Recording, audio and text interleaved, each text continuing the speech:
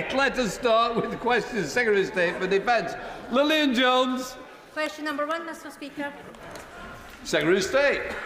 Thank you, Mr. Speaker. With permission, I'd like to answer questions 1 and 5 together. And if I may, Mr. Speaker, on behalf of the House, I'd also like to mark the passing of Group Captain Paddy Hemingway, the last surviving Battle of Britain pilot, one of those strikingly few brave young men that turned the tide of the war and kept our nation safe from Nazi invasion. Mr. Speaker, the fire sale of military family homes by Conservative ministers in 1996 is probably the worst privatisation ever. The government was paying £600,000 a day to rent back the homes, then paying all the repair costs with no power to plan or to do the major upgrades needed. We bought back 36,000 Forces homes in January. We started the Defence Housing Review in February. We aim to publish our housing plans in the summer. Thank you very much, Mr. Speaker. I thank my right honourable friend Secretary of State for that response. The men and women of our armed forces perform the ultimate public service. They and their families make considerable sacrifices to keep all of us in the UK safe and secure. Does my right honourable friend agree with me that the least we owe our servicemen and women is decent housing that they can proudly call home? Yeah. My honourable friend is right. The sacrifice that those who serve in uniform make to keep us all safe is exceptional. The least their families deserve is a decent home. It's, after all, the heart of all our lives. The steps we've taken with the buyback of the Annington homes is a decisive break from the past, and we will now put in place the necessary plans to upgrade Forces family homes for the future. Clive Jones. Thank you very much, Mr. Speaker. The Ministry of Defence owns over 300 houses in the former Arborfield garrison in my constituency. Only a handful are occupied by service families. The remainder are let privately but are increasingly left vacant, which, with the estate also not being maintained, is affecting the lives of constituents.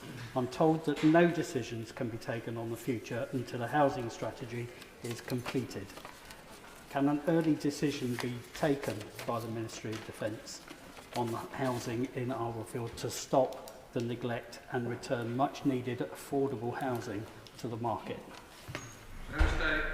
Well, if the honourable gentleman would like to write to me with the specifics, I will certainly look into that. But he sets out for the House some of the character of the nature of neglect and decline that we've seen in our forces housing for so long, and the bind that governments have been in the past without the power or control to do the upgrades and make the plans for wholesale renewal for the future.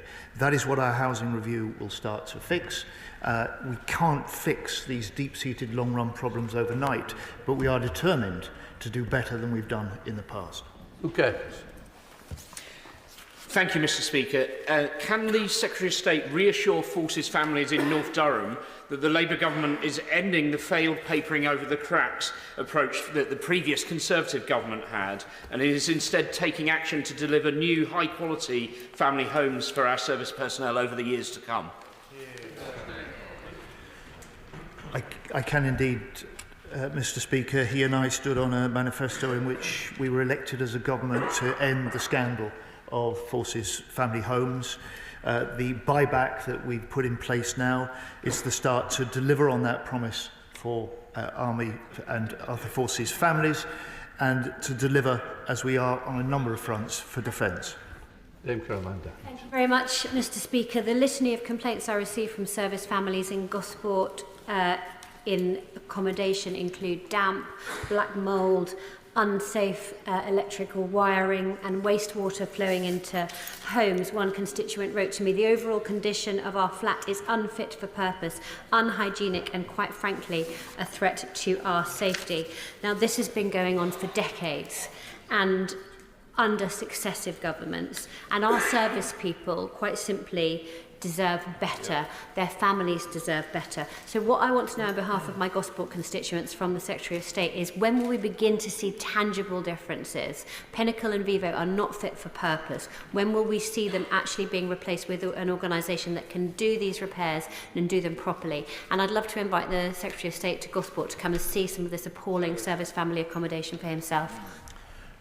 The Honourable Lady is right. It is shameful.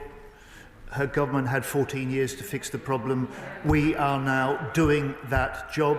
We have a policy in place which means that no one should be let a home with apparent damp and mould problems, that there is a special dedicated report line for that, and if the problems are severe, then they should be offered alternative accommodation.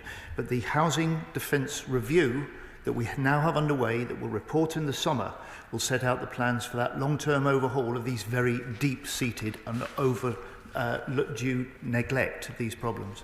Ashley Fox. Question number 2, Mr. Speaker. Have you got it? Secretary. Mr. Speaker, as a new government, we've stepped up and speeded up the UK's military aid to Ukraine. This year, the UK will provide £4.5 billion in military support, the highest ever sum. We're fully behind President Trump's pledge to bring a lasting peace to Ukraine. We want to see success in the talks today, but we won't jeopardise the peace by forgetting about the war. Sir Ashley. Mr. Speaker, I'm grateful to the Secretary of State for his answer. Over the weekend, President Trump's special envoy dismissed the Prime Minister's plan for an international force to support the ceasefire in Ukraine, calling a posture and a pose. Whatever the wisdom of those remarks, does the Defence Secretary see a future where UK forces could deploy on peacekeeping operations in Ukraine without a US security guarantee?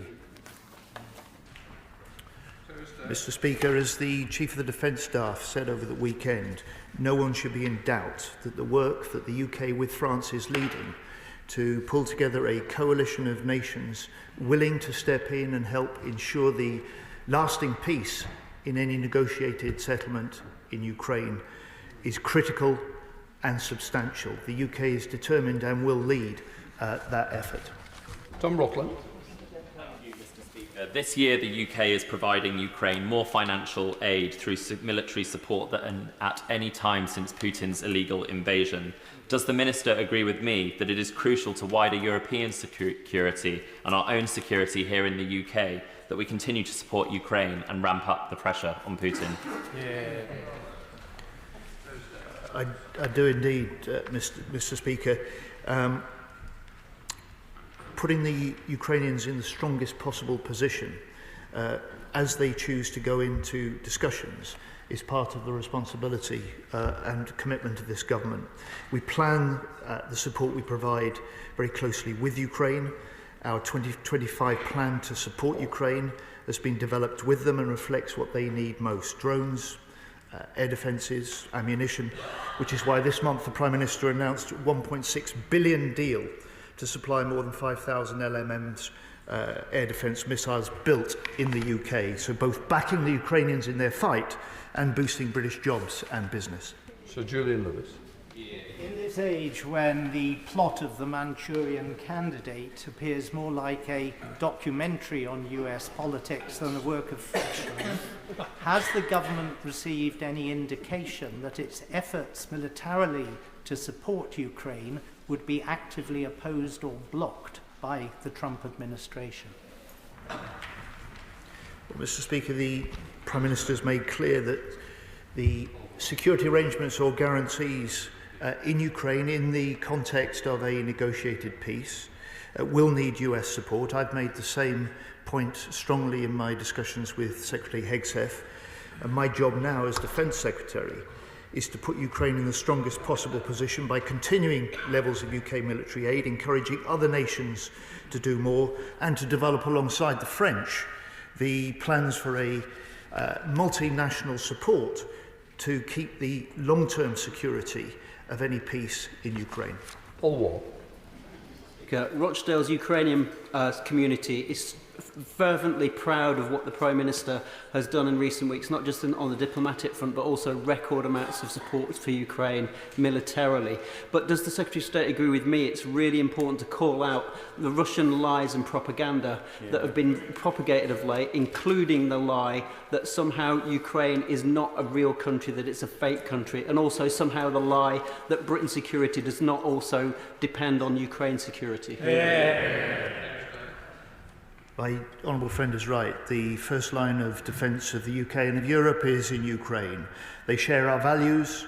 They are fighting with huge courage, military and civilians alike. It's our job to stand with them during the fight in order to safeguard their future and their ability to make their own decisions as a country. And if and when they go into the negotiations, we will stand with them then, and we will stand with them after a negotiated peace that we all hope President Trump is capable of securing. Show Secretary of State, James Scott. Thank you, Mr. Speaker. And can I associate the opposition with the remarks, Secretary of State, on Paddy Hemingway, the last of the few to whom we owe so much? On the potential peacekeeping force for Ukraine, we've heard from the Secretary of State that this is jointly British and French. In fact, he stressed in every one of his answers the amount of work we are doing with France. So is it therefore not extraordinary that at the very same time France should be working to undermine our defence industry by having us excluded from a £150 billion European defence fund, which will include other non-EU states? Well, the honourable gentleman's a sort of half empty rather than half full type of guy, isn't he? Look, the European Union, when they produced their defence and security white paper last week, set in place specific arrangements for any third nation, like the UK, that strikes a defence and security partnership with the European Union, exactly what we went to the country with as a promise to undertake as a UK government. Any country with a partnership in place then has potentially access to those sort of programmes, that sort of funding, and that's what we will try and negotiate for this country and our industry. James Cartledge. Thank you, Mr. Speaker. I can assure the Secretary of State I am full bifters behind our armed forces and the UK defence industry.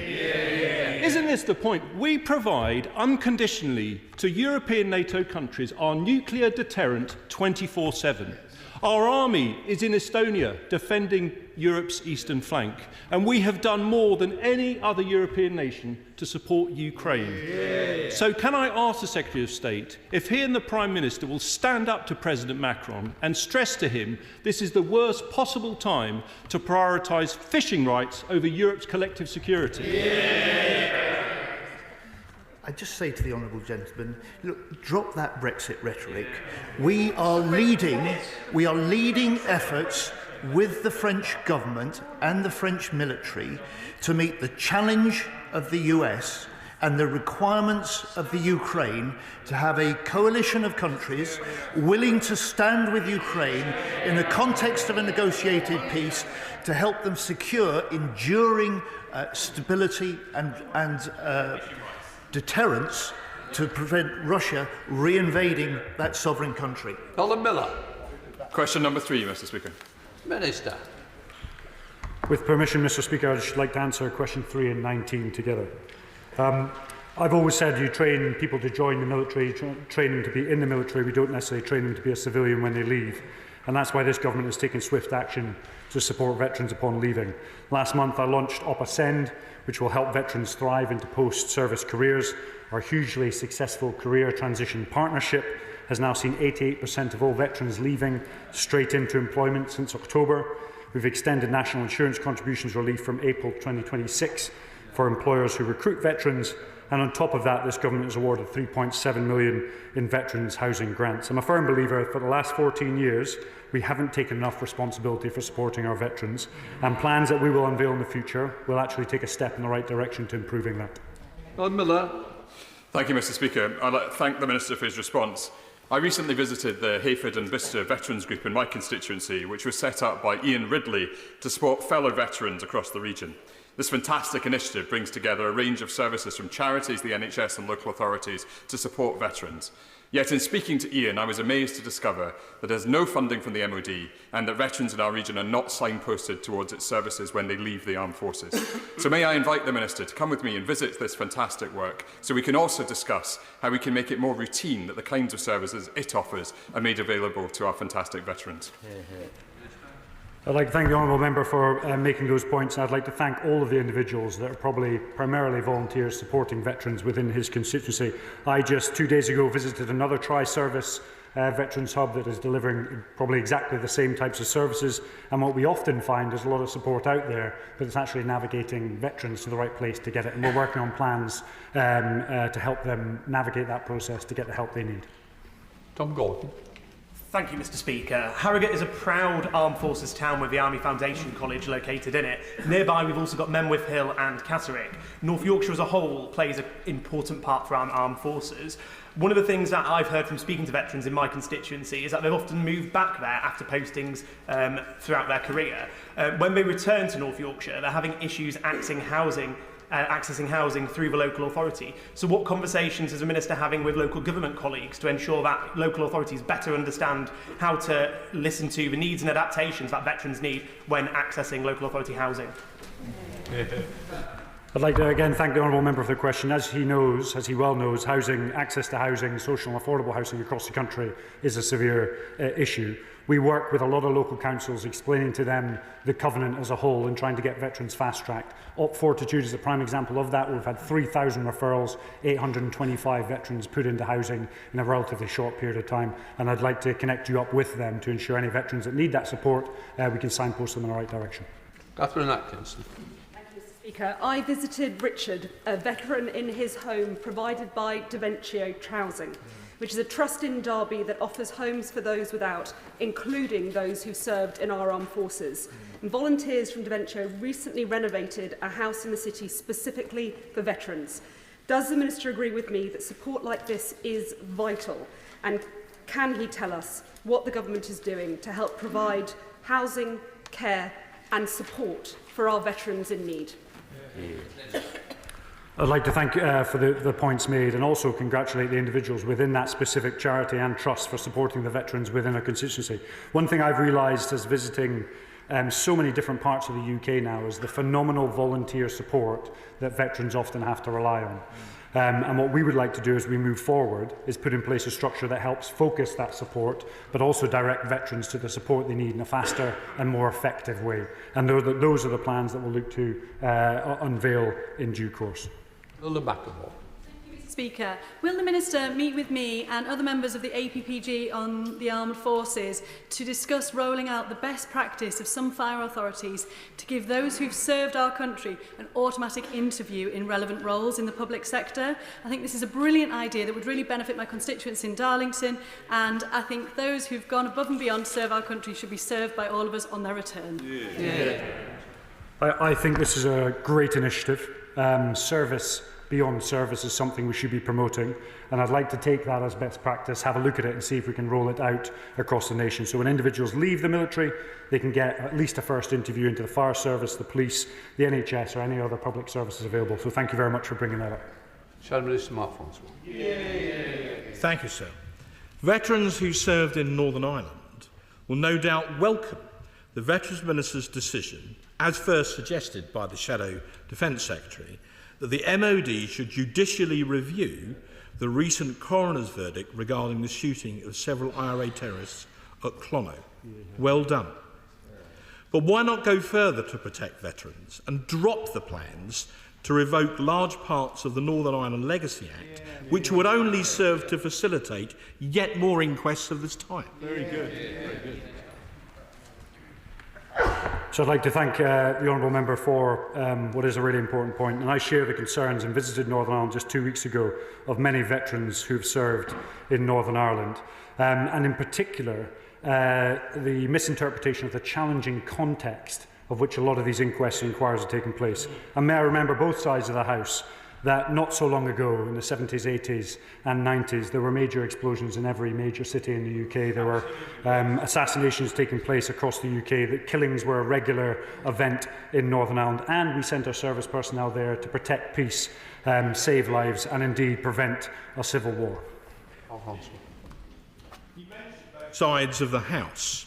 Revoking the Legacy Act would encourage a system of two-tier justice, one for our army veterans and another for alleged IRA terrorists, including those given so-called letters of comfort by the Blair regime. Now, with many of those veterans having served in proud regiments which traditionally recruited from Red Wall northern constituencies, why should a Labour government assist Gerry Adams to sue the British taxpayer? How is that supporting those who serve their country valiantly on Operation Banner? Let's just be absolutely clear. You're looking at an individual who served his country on Operational Banner.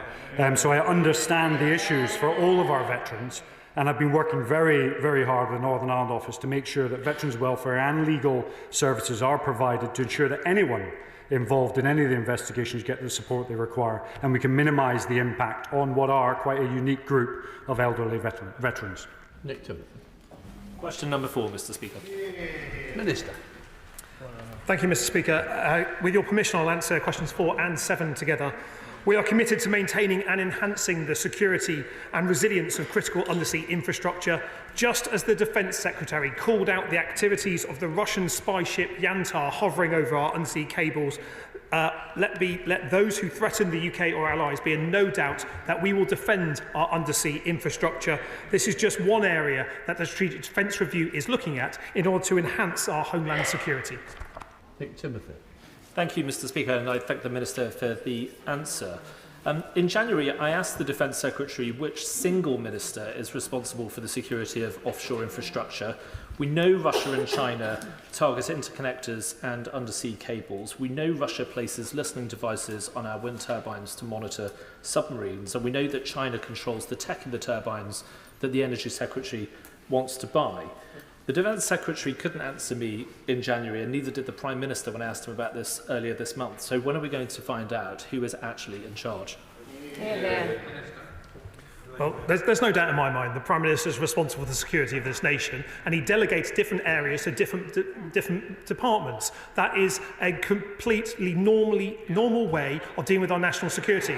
But within Defence, let's be absolutely clear, within Defence, we take it seriously, and we work with our cross-departmental colleagues to make sure that not only are we securing our infrastructure from a defence perspective, we're using our trade routes to make sure that we are protecting and buying the right technology, and we're using our planning system to make sure that where there is development, it doesn't impinge on our national security. Bob Black. Thank you, Mr. Speaker. The Minister will be well aware that 99% of internet traffic is carried on undersea cables, and clearly the Russians and other enemies would seek to disrupt that.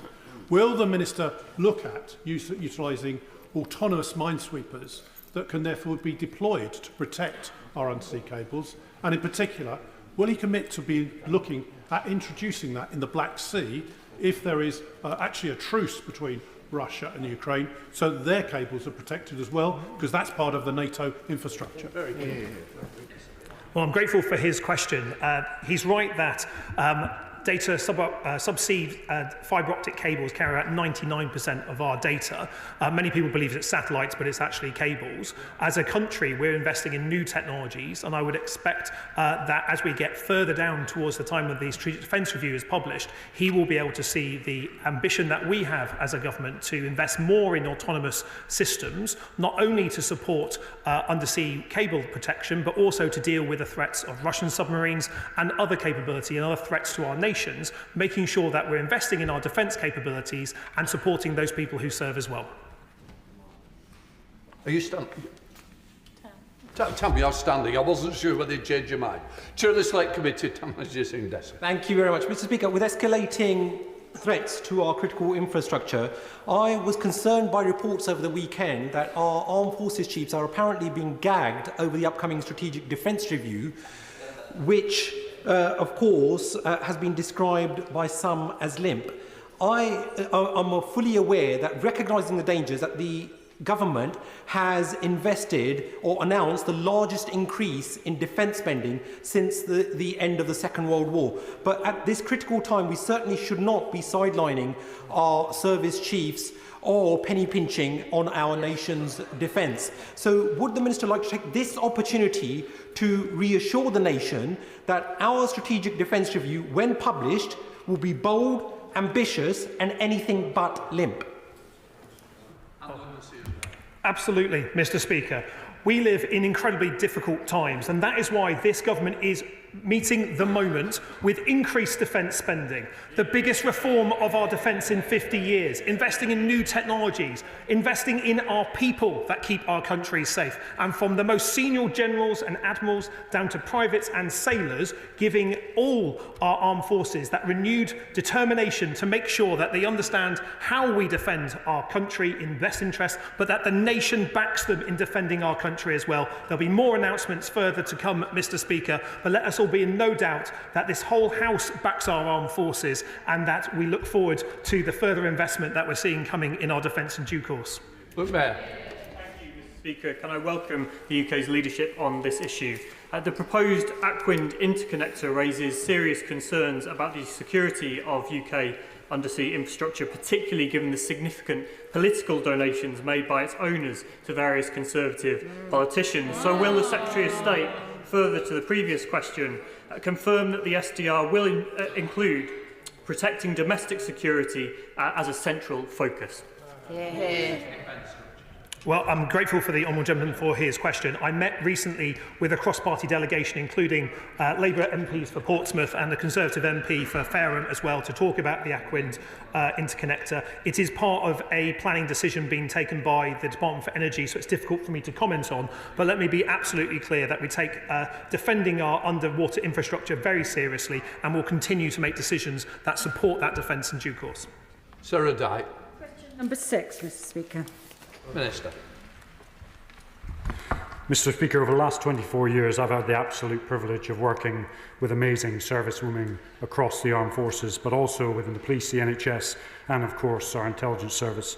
There is no place for unacceptable behaviours in defence, absolutely no place at all, and women who choose to serve deserve better. This government is taking action. Just last week, I announced the launch of a long-called-for tri-service complaints unit that will sit outside of the chain of command, and therefore the single services won't be able to or be perceived to be marking their own homework. I'm working cross-government, in particular with the members of Pontypridd and Birmingham Yardley, on the set-up of a Defence Violence Against Women and Girls Task Force. And just 2 weeks ago, I met with the Women's Network, but also sat on the Raising Our Standards panel, which is from across trade and other organisations, to really criticise us and pull forward any lessons learned from broader society. Sarah Dyke. Thank you, Mr. Speaker, and I thank the Minister for his response and the work that he's done.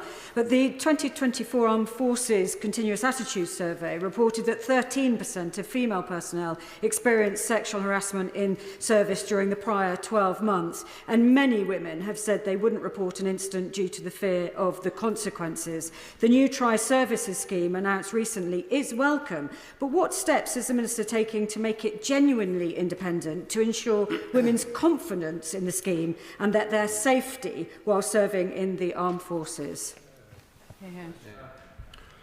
I think there's two principal elements. The tri-service complaint system will sit outside of the chain of command, and when certain issues hit a threshold, will be taken away from the single services, so they'll be completely independent. The second is the Violence Against Women and Girls Task Force that we've created. That will work directly to me, be a small team sat at my level, but it will have tentacles right down into the single services that will provide a safe space for women to go to if they want to raise an issue, a complaint, which can then be transferred either into the complaint system or indeed parallel all the way up to me so I can take action directly. Some folks. Diolch, Mr. Speaker, and thank you, Minister. I welcome the measures announced last week.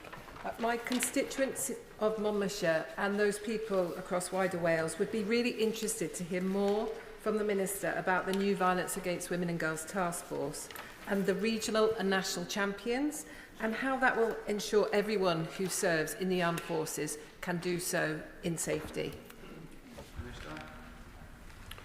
I'd refer to the answer to my last question, but that Violence on Women and Girl Task Force is really taking best practice from the rest of government and ensuring it's replicated in defence, but actually going one step further and putting a structure in place. And I always say, when I joined the Marines and I was really young and you're caught in this hierarchical situation, where do you go to make a complaint? You don't actually have anywhere to go to make a complaint. What this will provide is a safe space that if people want to pop right at the chain of command, highlight a concern, that it can be elevated quickly and dealt with rapidly. Helen Maguire, Liberal Democrat spokesperson. Thank you, Mr. Speaker. I welcome the creation of the Violence Against Women and Girls Task Force. It's an important step towards enabling complaints being heard and addressed outside of the chain of command. And I thank my right honourable friend for raising this important issue. Like the task force, the government is committed to a new veteran strategy, specifically focusing on the experience of women who have left the service. Will the Minister outline the timescale for the development and implementation of this strategy, given how vital it is that women do come and serve in the armed forces and they feel safe and secure in doing so? So as part of our future veteran strategy, there will be a women's veterans annex to that, which will provide specific guidance on females want to leave the armed forces. And it's also important to mention it's not just the Violence Against Women and Girls Task Force we're setting up. We've got the sexual harassment survey going out, we've got the tri-service complaints system, we've got the review of our zero tolerance policy by KC to move to 100% action, we've got an international culture and behaviours conference to learn best lessons off our international partners, and we've got modernising our military appraisal system to ensure people do get involved in unacceptable behaviour at tracks through the system so they can be held to account. Dr Neil Shastrahurst. Question number 8, Mr. Speaker. Thank you, Mr. Speaker.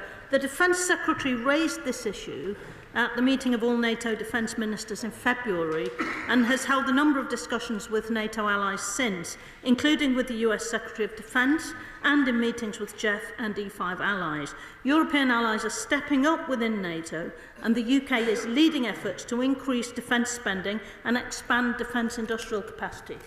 Dr Neil Shastrahurst. Thank you very much, Mr. Speaker, and I concur with my honourable friend's comments about the deep disappointment that France has blocked European Union countries from allowing safe funds to be used for procurement of British weapons. With that in mind, what has the Minister done to ensure that actions are being taken to guarantee a multilateral NATO-wide procurement strategy with the UK at the centre of it?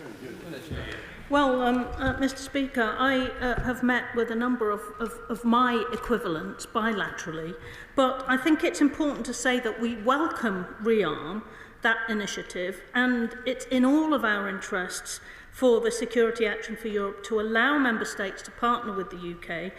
We're going to continue to emphasise the need for EU defence financing and wider defence industrial initiatives to include third countries like the UK. And as my right honourable friend said in answer to an earlier question, we want to conclude a UK-EU defence and security pact which will give us access to that scheme. Calvin Bellis. Mr. Speaker, and I want to thank the Minister for her response. Last week, the Defence Select Committee met with the Chief of General Staff, who highlighted the challenges of supporting our troops in Estonia. And I highlighted the Rail Baltica project, which has received significant funding from the EU's Connecting Europe facility and NATO, and links my constituency in Leighton via High Speed 1 right through to the Baltics using British steel. Would the Minister meet with me to discuss supporting the expansion of HS1 capacity as the type of opportunity that would support growth within our defence industrial strategy, increases our deterrence and commitment to European allies, whilst bringing high-quality jobs to East London? So I thank my honourable friend for his question, and as I hope members around the House are starting to realise, if I get asked for a meeting, my general answer to it is yes, so I'm very happy to meet with him.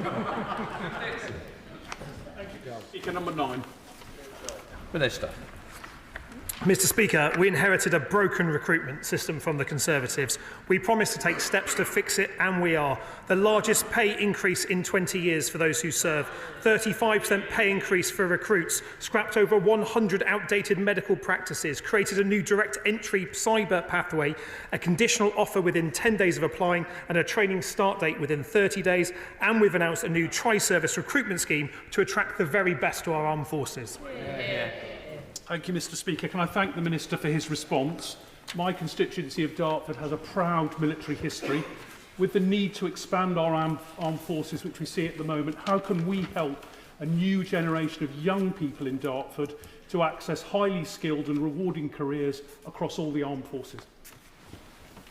Can I thank him for his question? Not only is a career in our armed forces good for a young person, it also offers training opportunities. Each of our single services appearing in the top 5 of apprentices employers, the very best in our country. But a career in defence industry is also good for our young people, and the ability to move between regular and reserve and industry more frequently, more easily, not only secures the national defence of our country, provides more opportunities for our young people, but also means that defence can be an even better and bigger engine for growth. And that's the proposals that we'll be coming forward with in due course. Sir Geoffrey Clifton-Brown. Thank you, Mr. Speaker. In recent years, for every 100 servicemen that are recruited, 130 have left. That is a completely unsustainable situation. So what is the Minister doing to ensure that we retain more troops? That means not only the package within our armed forces, but competitive packages in the private sector. Well, the honourable gentleman is entirely right about the terrible state of armed forces retention that we inherited.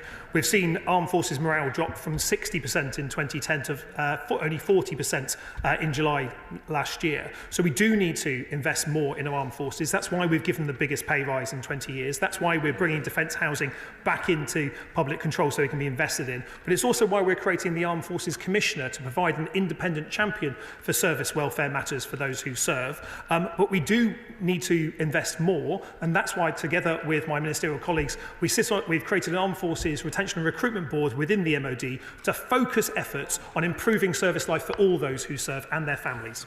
Josh Babylon. Question number 10, Mr. Speaker. Minister. Thank you for the question. We are moving forward with, as mentioned before, our Women and Girls Task Force to drive progress towards a government commitment to half violence against women and girls in a decade. Last year, we launched the Defence's Domestic Abuse Action Plan, and we trained over 700 service police and specialist domestic abuse and coercive control training, and now everybody in the military goes through unacceptable sexual behaviour training, every man and woman across the armed forces. Josh Barron. Thank you, Mr. Speaker. According to King's College London, 1 in 10 of our armed forces personnel are survivors of domestic abuse. But because there is no specific offence of domestic abuse in the law, the Ministry of Justice has confirmed they can't comprehensively identify perpetrators, therefore cannot comprehensively rehabilitate them, and therefore cannot comprehensively keep victims and survivors safe. So will the Minister join me and colleagues across this House in campaigning for a specific offence of domestic abuse in the law so that we can better protect our armed forces personnel from domestic abuse? So it's completely clear to me that any sort of domestic abuse in any way, shape or form in the armed forces is completely unacceptable. And if we can help address and track some of that through the armed forces, it makes us far easier to deal with and rehabilitate. So I'll take the conversation on after these questions. Lord Telpington. Question number 11, Mr. Minister. Thank you, Mr. Speaker. UK defence networks face a range of state threats and malign actors. In 2024, the National Cyber Security Centre received 1,957 reports of cyber attacks. 89 were nationally significant, 12 severe in nature. The government continues to improve resilience and response options to these threats. Lord Telpington. I thank the Minister for his answer. As part of the Armed Forces Parliamentary Scheme, together with colleagues, I recently visited the 77th Brigade and learnt more about the amazing work that the men and women of that brigade are doing to tackle Russian disinformation in Eastern Europe and elsewhere. That trip came just a few days after the United States President announced his decision to cease altogether American Russian disinformation, offensive cyber operations against Russia. That's led to growing concerns that willing countries don't have the capacity or the ability to tackle that particular threat. Can the Minister tell us what assessment has been done about the capabilities that we have within the United Kingdom to tackle that threat? And would he agree with me that that places greater pressure on the 77th Brigade and other agencies? Thank you. Thank you, Mr. Speaker. And I thank the honourable gentleman for his question. The 77 Brigade do a superb job in tackling disinformation, especially those by malign actors. We need to expand our provision and our range of capabilities. That is precisely why we've created a new direct entry cyber pathway, recruiting people directly into our cyber forces to support our national resilience, both defensive and offensive operations. He'll understand that I can't talk about ongoing operations, but let me tell him we're investing more in this area to keep ourselves and our allies safe. Thank you, Mr. Speaker. With GCHQ, the UK's cyber operations are genuinely world-leading. So what assurances can the Minister give the House that we will continue to provide Ukraine support with their cyber security? Mr. Speaker, we have made very clear that we will continue supporting Ukraine, not only to put them in the very best possible position on the battlefield in any negotiations to come, but to secure their critical national infrastructure, working with their defence and civilian sectors, which are incredibly impressive in this area, to make sure they have the technology, the training and the access to support to keep themselves and their country safe. We'll continue that work. Councillor Savage. Thank you, Mr. Speaker. Question number 12. Mr. Speaker, when the British public elected us as the new government, we said Labour will seek an ambitious new UK-EU security pact to strengthen cooperation on the threats that we face. We will rebuild relationships with key European allies, and so with NATO as the cornerstone of our security in Europe, that is exactly what we are doing. Councillor Savage. Thank you, Mr. Speaker, and I thank the Minister for his response. Given President Trump's increasing unpredictability and shifting policies, would the Minister share how the Government is strengthening defence procurement agreements with European partners to enhance our capabilities and reduce our reliance on the United States? Well, Mr. Speaker, when I spoke last week with High Representative Callas and I spoke with Commissioner Kubilius, that was exactly what I discussed. Closer defence collaboration that will see a stronger European effort, UK and the EU, but within the NATO framework, which is the cornerstone for all of us to keep ourselves safe. Josh Dewberry. Thank you, Mr. Speaker. My constituents in Cannock Chase have steadfastly supported the people of Ukraine since Russia's illegal invasion. But can the Secretary of State confirm that collective support for Ukraine will be a major focus of his discussions with EU counterparts, and that under this government the UK will always lead the way in stepping up support for Ukraine? Indeed, I can, Mr. Speaker. My honourable friend makes an important point. This is a period which is critical for Ukraine, is critical for European security, and I hope that he sees a UK government stepping up to provide stronger support for Ukraine, coordinating allies to do more, stepping up also on European security, and above all, stepping up on defence spending. Democrat spokesperson Helen Maguire.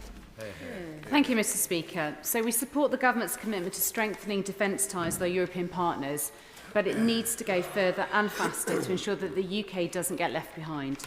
Has the Defence Secretary spoken with his counterparts in the UA about the value of the new standalone UK-EU Defence Pact, which would enable the UK to better influence decisions around new finance programmes like a rearmament bank supporting defence investment across Europe?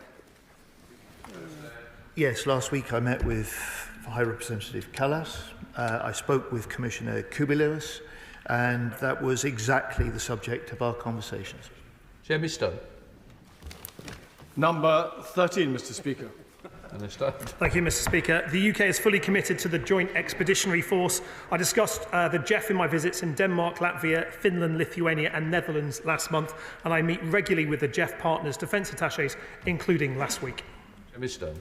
I thank the Minister for his answer, and clearly we do have a particularly good relationship with those countries that make up the Joint Expeditionary Force.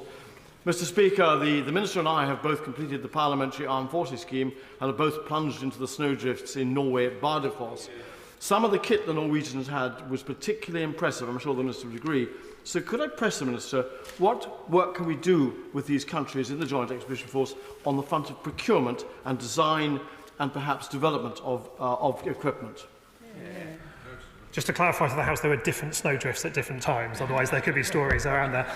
But let me say to the honourable gentleman that the more procurement we can do with our allies, not only the better in terms of interoperable that equipment will be, the better it will be in interchangeability, and with the opportunities in the High North with P8s, F-35s and potentially Type 26 frigates being shared by common nations in the High North, there's a huge opportunity to work together more closely, creating more jobs and a more effective deterrence against Russian aggression.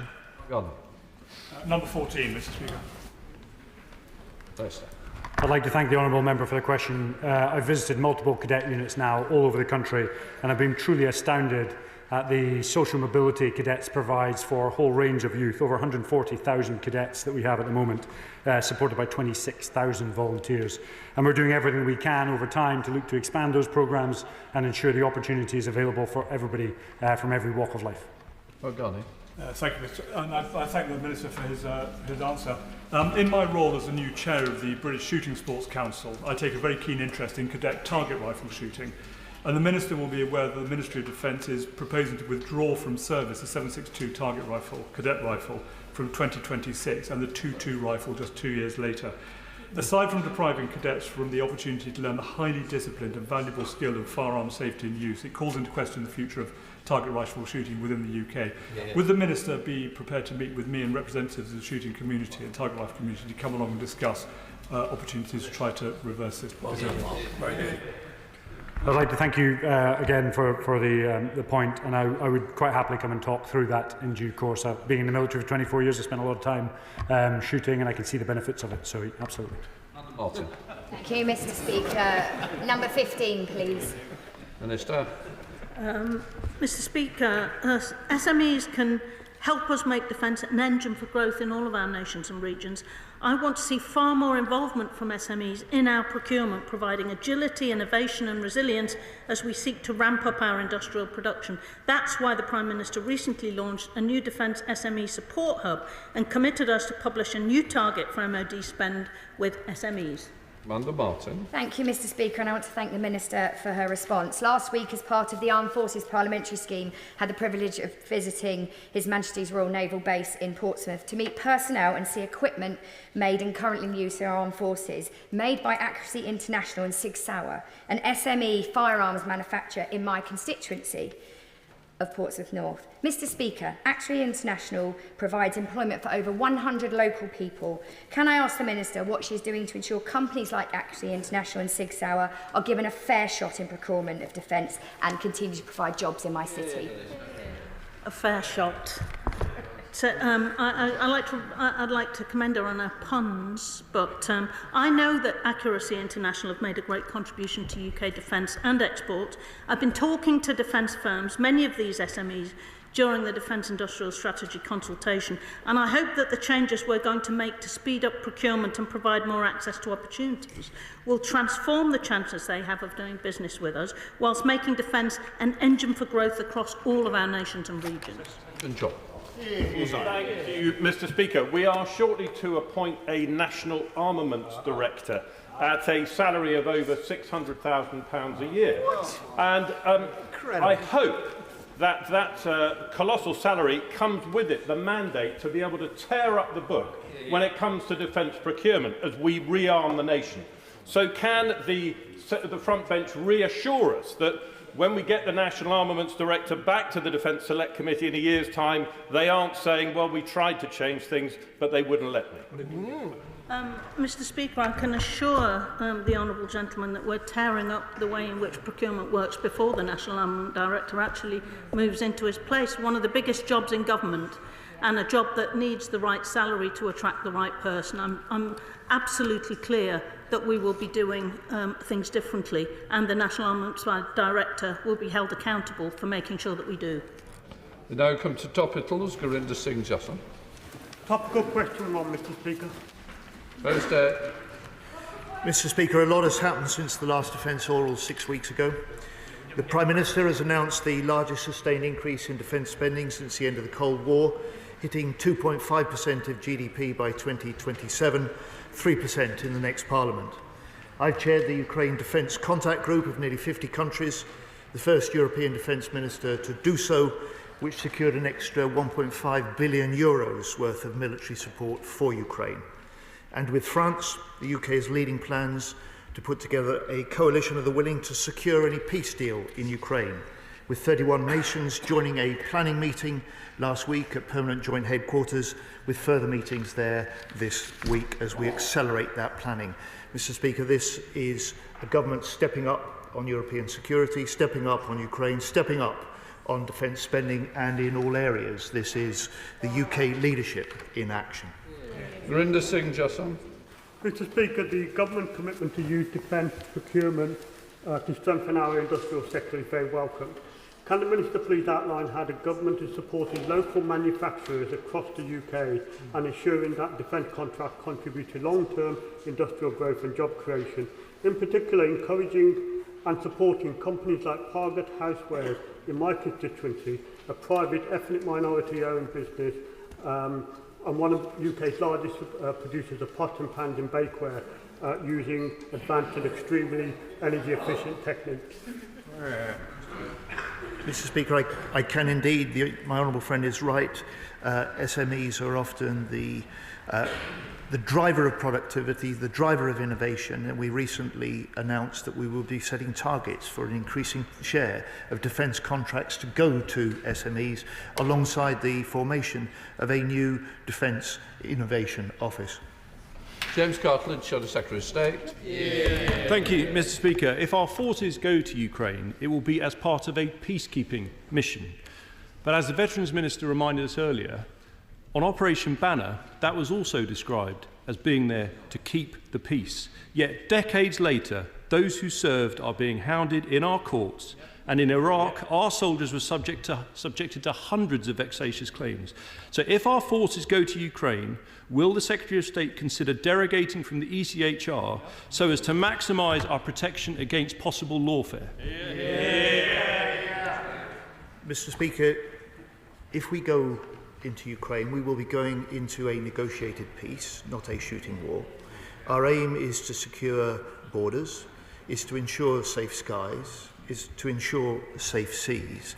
I just ask the honourable gentleman, is he saying that he will not support a UK mission and UK troops without that derogation? Of course not.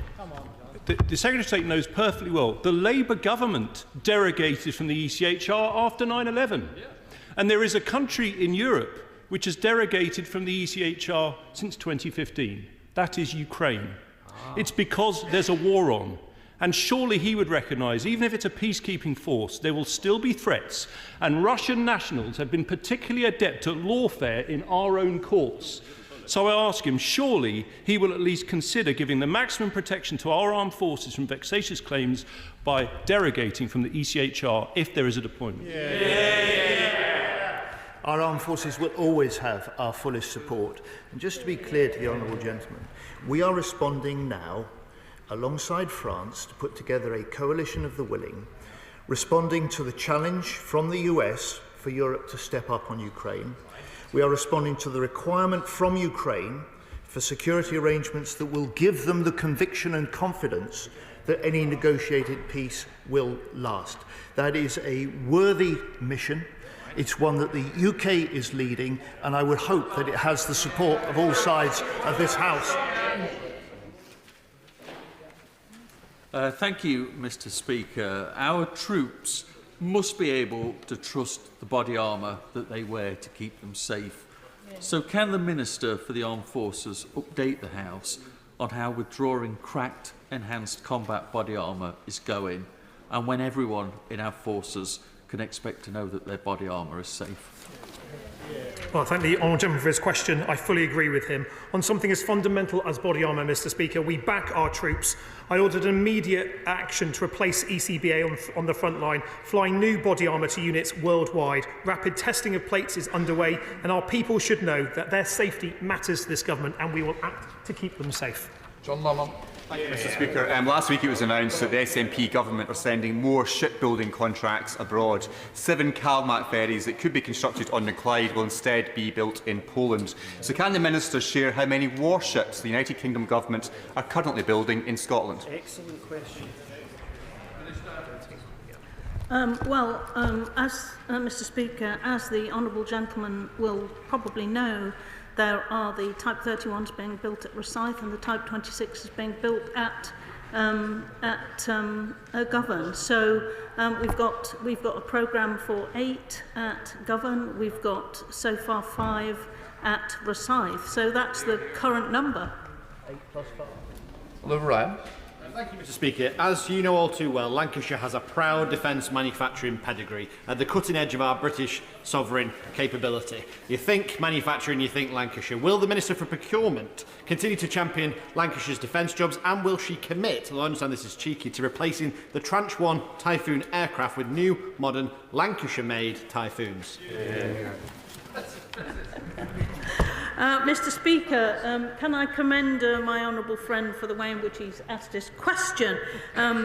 He will know that the Strategic Defence Review is considering our current mix of 4th and 5th generation aircraft, but he'll also know that in addition to the Typhoon in Lancashire, they also make 15% of the F-35, 37% of the Typhoon, and so there is work aplenty no matter which aeroplane is bought in Lancashire.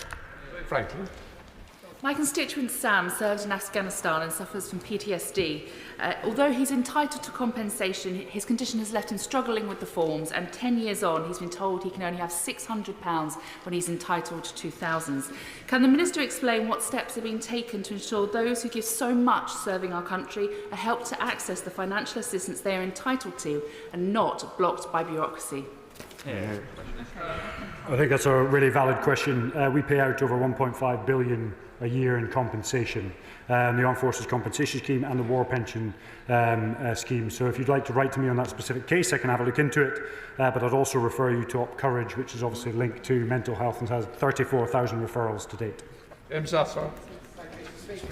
Does the Minister agree with me that as we expand military expenditure, it creates a golden opportunity to deal with the shortage of people going into science, technology and engineering jobs? And as we expand the military budget, we should make sure the defence industry is expanding the number of apprenticeships and building a robust skills and training base so that young people can benefit from those jobs?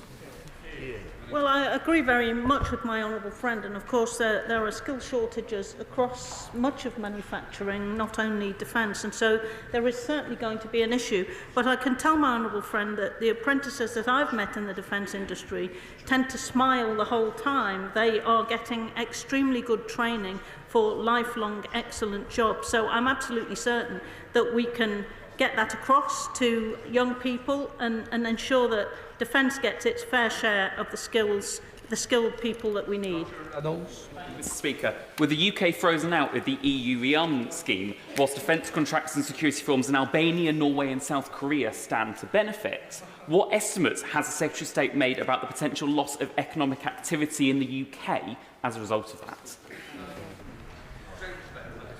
Look, the strongest argument for saying that there needs to be UK collaboration and cooperation with the EU and across Europe is that some of our best capabilities, from Typhoons to Meteors to Storm Shadow, have been developed with multinational efforts, including the UK. It's that sort of collaboration we want to secure for the future.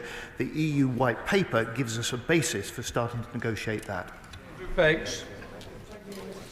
We are incredibly proud of our veterans in Peterborough. Will the Minister join with me in recognising the work of Councillor Jason McNally, our Armed Forces champion, and his predecessor, Councillor John Fox, and tell us what more the government can do to help them support more people signing up to the Armed Forces Covenant?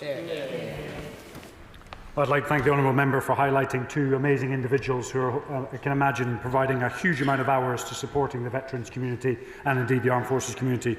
The Covenant will come into law in 2026, and when it does, we need to make sure that those Armed Forces champions understand what that provides at the local level and can harness its benefits for the whole of the Armed Forces.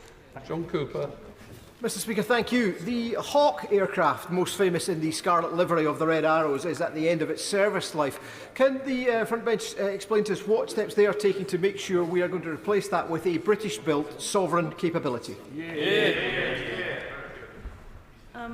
The honourable gentleman is right that Hawk is due to be out of service in the early 2030s. We are taking steps to consider alternatives and what they might be, but as yet there are of course we will of course consider any UK options that exist. And so but I can't tell him what the answer to that is yet, but it is under active consideration. Hazelgrove. Mr. Speaker. And those who bravely serve in our forces should never lose their say in our country's future. So may I welcome the government's swift action to introduce the fact that veterans' ID cards can now be used as voter ID. And may I ask the Minister what plans there are to ensure that veterans around the country are aware of this important change? So the Veterans ID card has been a fantastic initiative and has now been rolled out across most veterans. We have a lot of applications, thousands of applications a week, and we'll continue to endeavour to make sure they get delivered in the most timely and effective manner. Anybody who's interested in any government, any veterans' welfare issues or services that can be available, please go on the gov.uk website, type in veteran support, and there'll be a plethora of different avenues to unlock that for you. George Freeman. Thank you, Mr. Speaker. Mid-Norfolk is a proud rural and military constituency with many employees working at RF Morham and Swanton Morley Barracks, home to the Queen's Dragoon Guards, and many cadets and veterans. May I ask, a few years ago we managed to secure the extension of Swanton Morley Barracks, which had been scheduled for closure. Does the welcome defence surge mean that that closure, slated for 2031, might now be reviewed? The honourable gentleman, I can't give him an answer to that right now, but I'm certainly happy to look into it and either meet with him if he wants a meeting or write to him. Topical Crichton. Thank you, Mr. Speaker. Like many colleagues, I have a number of nuclear veterans in my Nahill and Near constituency. Can I ask ministers what steps are taken to meet with veterans, to acknowledge their service and to deal with the consequences of their service and their exposure to nuclear materials? So I've met with nuclear test veterans from two of the main charities and will continue to do so on a regular basis to ensure there's a continuity of engagement. There's two things we've promised to do. One is a full and thorough review into the records, not a stovepipe loop, but a whole review. That will take a bit of time, but we're going to do that in a thorough manner. And the second one is consistent engagement to ensure people are informed of our progress. Sir Ashley Fox. Mr. Speaker, President Macron has blocked British firms from the new EU Defence Fund. What are the Minister's views on this act of solidarity?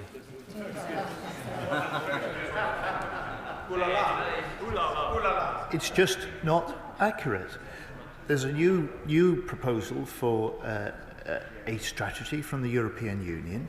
It has opportunities for third countries like the UK to participate.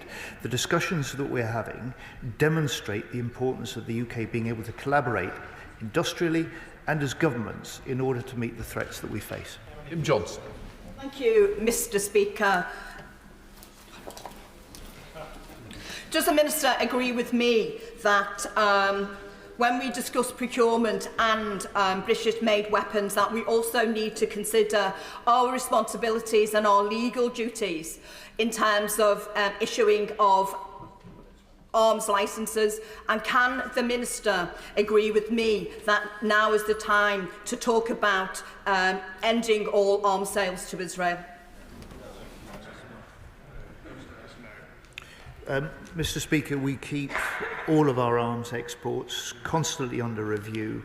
The situation is that we've made the decisions on a limited number of exports in relation to Israel.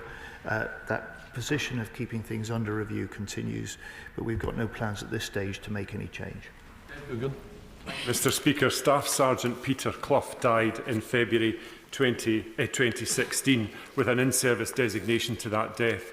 His widow, Kirsty, and his children, Meredith and Heather, were in the benefit of the Armed Forces Pension Scheme and remain so. However, the Armed Forces Pension Scheme made a miscalculation and have now sent debt collectors to them to try and recover a fairly small sum. I've asked about this 3 months ago and have not had a response from the department. Would the Secretary of State or one of his ministers meet with me to discuss this unedifying advert for the Ministry of Defence? That's a truly harrowing story. I will absolutely take that on and we'll meet straight after this and get it solved. Thank you, Mr. Speaker. A recent report, A Dark Shadow, shone a light on the link between sexual assault and suicidal ideation in the military community. I was therefore really pleased to see the announcement from the MOD last week around the removal of sexual harassment investigations from the chain of command, something which campaigners and survivors have been campaigning for such a long time. But they're also keen for reassurance. So could the Minister confirm that this is not a continuation of the failed efforts of the previous government, but a step change in making it truly independent. This is absolutely a step change. That tri-service complaint system that has been removed out of the single services has been called for a long time. We've taken decisive action to do it, and it will move in the right direction. Combine that with the Violence Against Women and Girls Task Force, and we're actually double tapping to ensure that we've got the best support for women and indeed anyone else in the armed forces. Bobby Dean. Thank you, Mr. Speaker. Concerns have been growing over China's aggression in the Indo-Pacific region. Given the strategic importance of the Taiwan Strait to global security, what has the Department's response been to these rising tensions?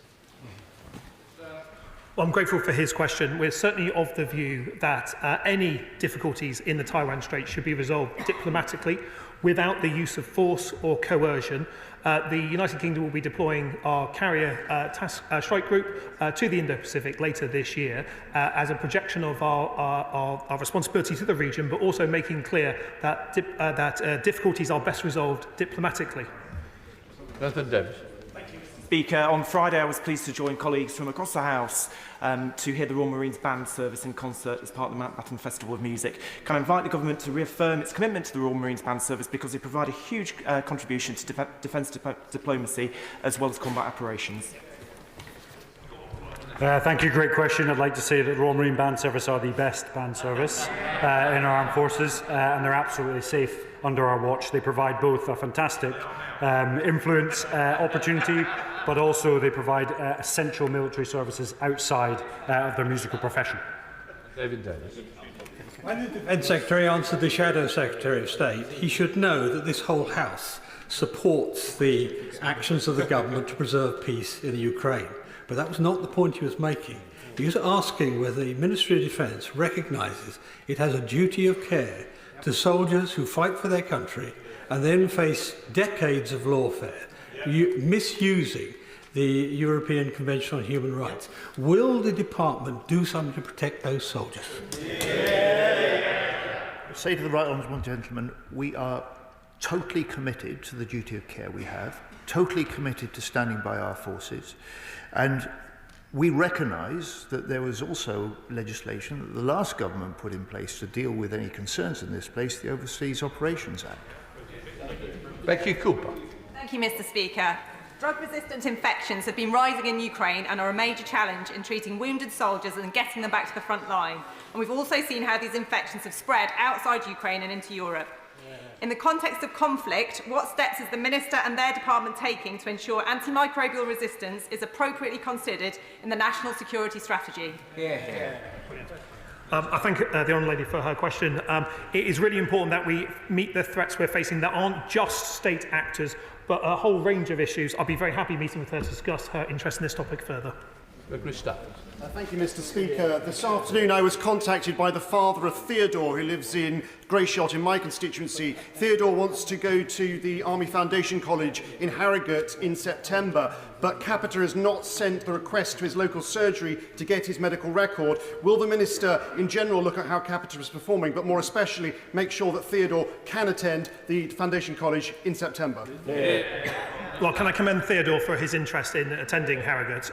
Very happy if he were to write to me, and I'll happily look into it. As he will know, Capita are not continuing with the armed forces, with the army recruitment work. They've been replaced with a new tri-service offer that will come online in 2027. That completes questions. Will that front bench change over?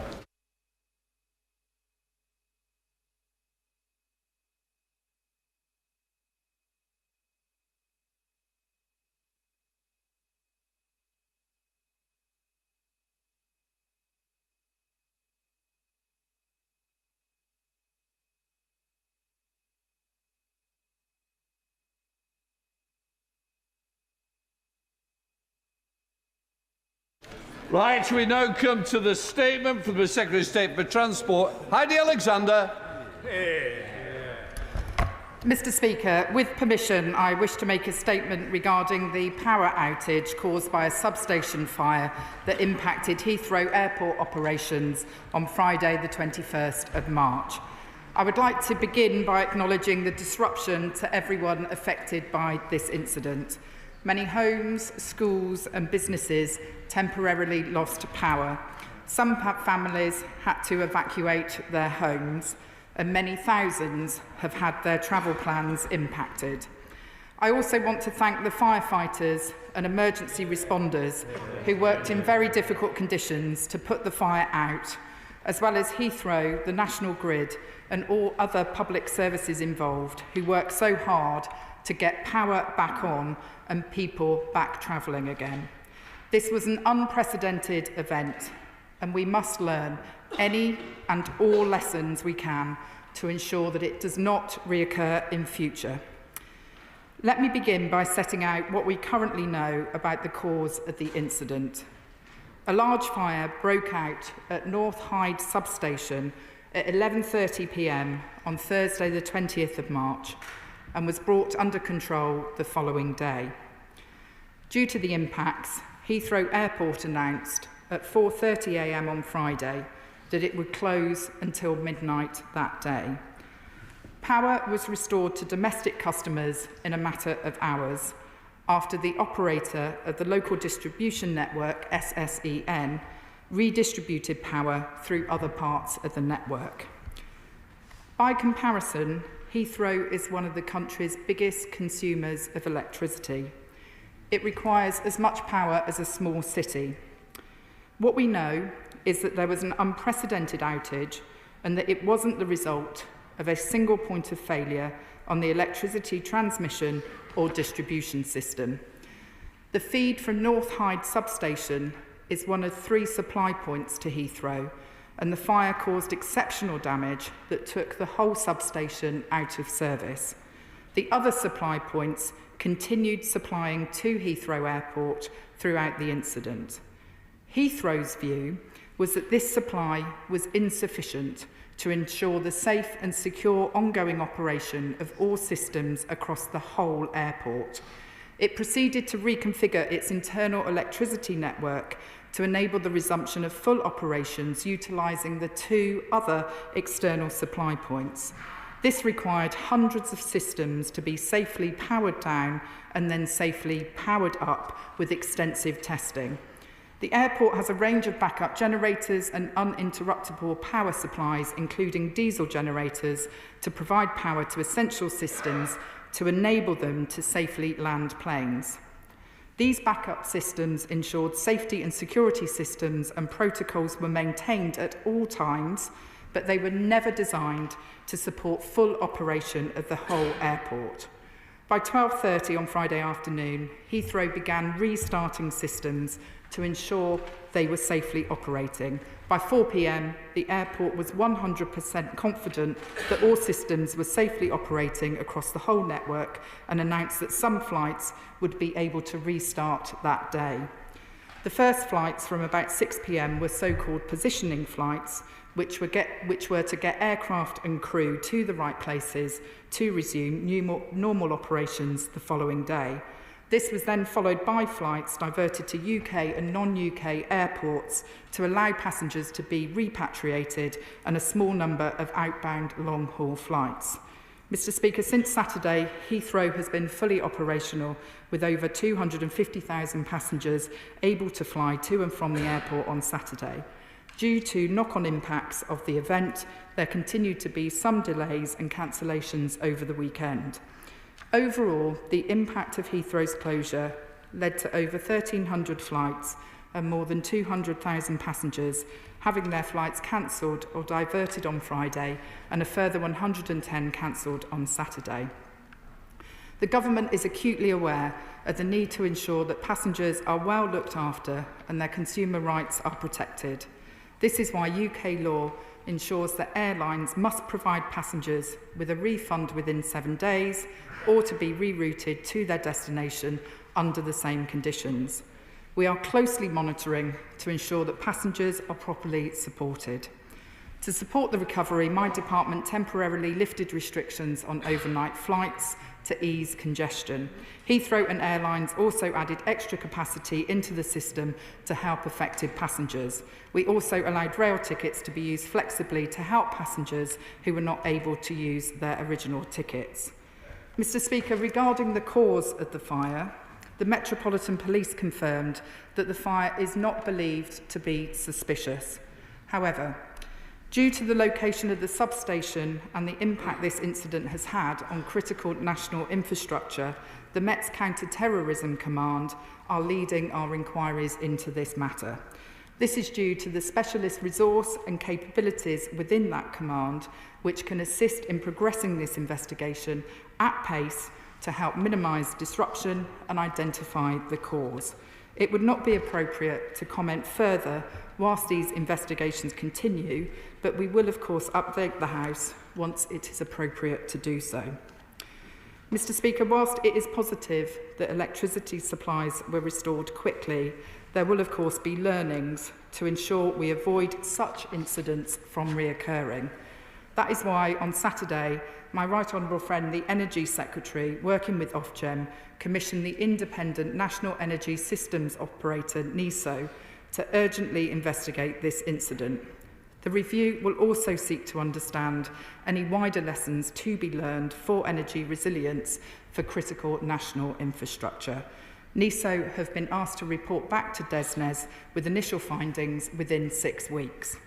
In addition, Heathrow has asked Ruth Kelly, former Secretary of State for Transport and an independent member of Heathrow's board, to undertake a review of its internal resilience.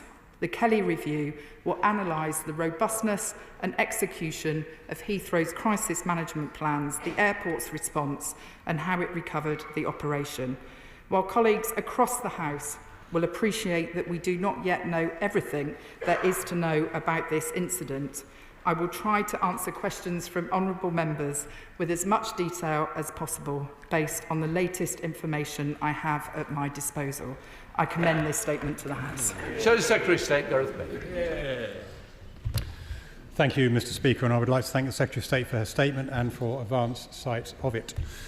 I would also like to join her in extending my gratitude to the firefighters who responded so swiftly to this incident, and I would like to extend my sympathies to everybody affected by the disruption and to place on record my thanks to all those at Heathrow who worked diligently to ensure that the airport came back online over the weekend. Mr. Speaker, the loss of power in the Heathrow area caused significant disruption for thousands of travellers and countless businesses. Heathrow Airport, one of the world's busiest airports and Europe's busiest air hub, was scheduled to handle 1,351 flights on Friday, carrying up to 291,000 passengers. However, as we know, the fire at a nearby electrical substation forced planes to be diverted to other airports, with many long-haul flights returning to their points of departure. The financial cost of this shutdown to the airline industry is expected to be to total tens of millions of pounds, with significant question marks over the airport's possible vulnerability to further disruption in the future. Before we discuss the specifics of the incident, I would like to ask the Secretary of State to confirm that she will remain engaged with Heathrow, the airlines and other key stakeholders throughout this period to minimise the impact on passengers and the economy. Turning to the government's response, I note that the Secretary of State for Energy, who I'm pleased to see in his place this afternoon, has instructed the National Energy Systems Operator to urgently investigate this incident. It is crucial that NESO's investigation delivers a clear and objective assessment of the incident's circumstances and the UK's broader energy resilience. So I would ask that the government keep the House informed as this investigation develops.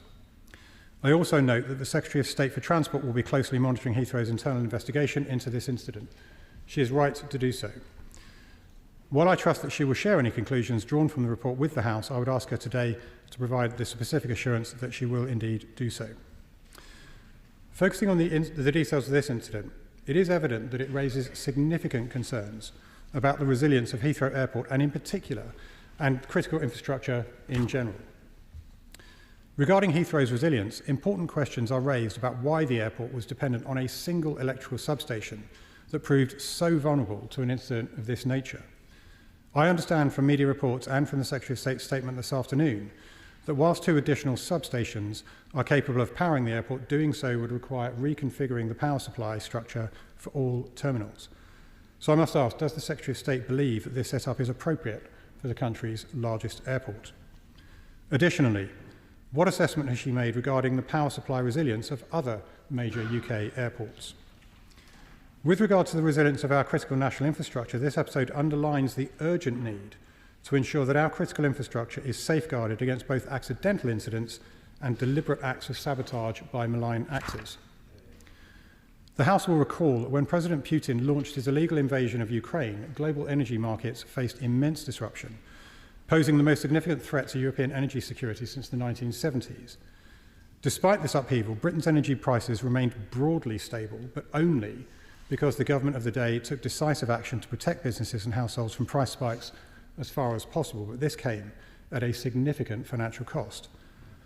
However, this event at Heathrow reminds us that true energy security depends not only on price stability, but also on the physical safety of our energy infrastructure.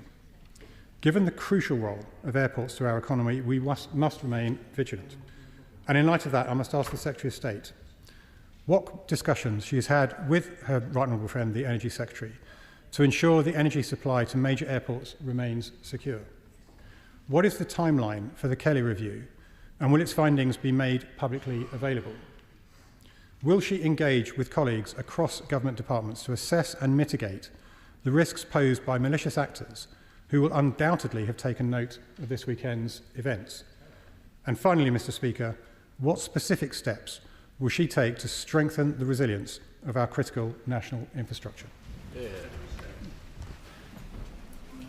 Thank you, Mr. Speaker. I'm grateful to the honourable gentleman for the tone of his comments, and let me assure him and other members of this House that I will do everything I can to keep him updated, and I will continue the engagement that I have had with Heathrow since the incident first became known to me. I spoke to the Chief Executive of Heathrow on Friday morning. I spoke again to the Chief Executive of Heathrow today, and if there is anything that my officials can do to assist his front bench in understanding this very serious issue, I would be very willing to facilitate any meetings that he may wish to have. With regard to the internal investigation that London Heathrow Board have commissioned Ruth Kelly to do, as he knows, I have asked to see a copy of that report, and assuming that I have the permission of Heathrow to share it more broadly, then I would be happy to share those contents with him and the House.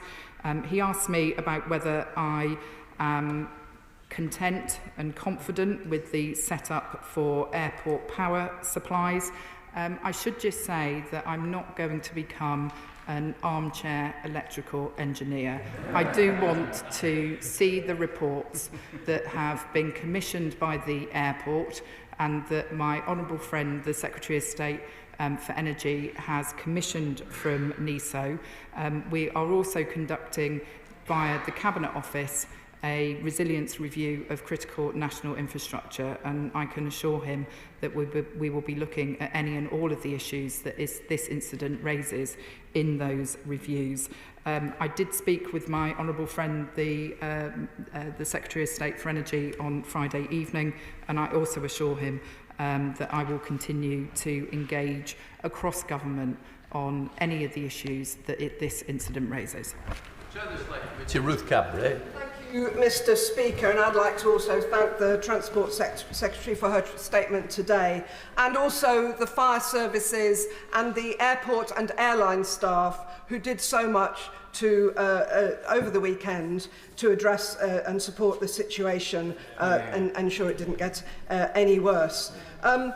And also, I can say that we will have a committee session next week with the Chief Exec of Heathrow Airport and others, and we'll look forward to also asking the Secretary of State more questions when she comes to us after the Easter recess, by which time I hope that both she and I will be better genned up on electrical engineering.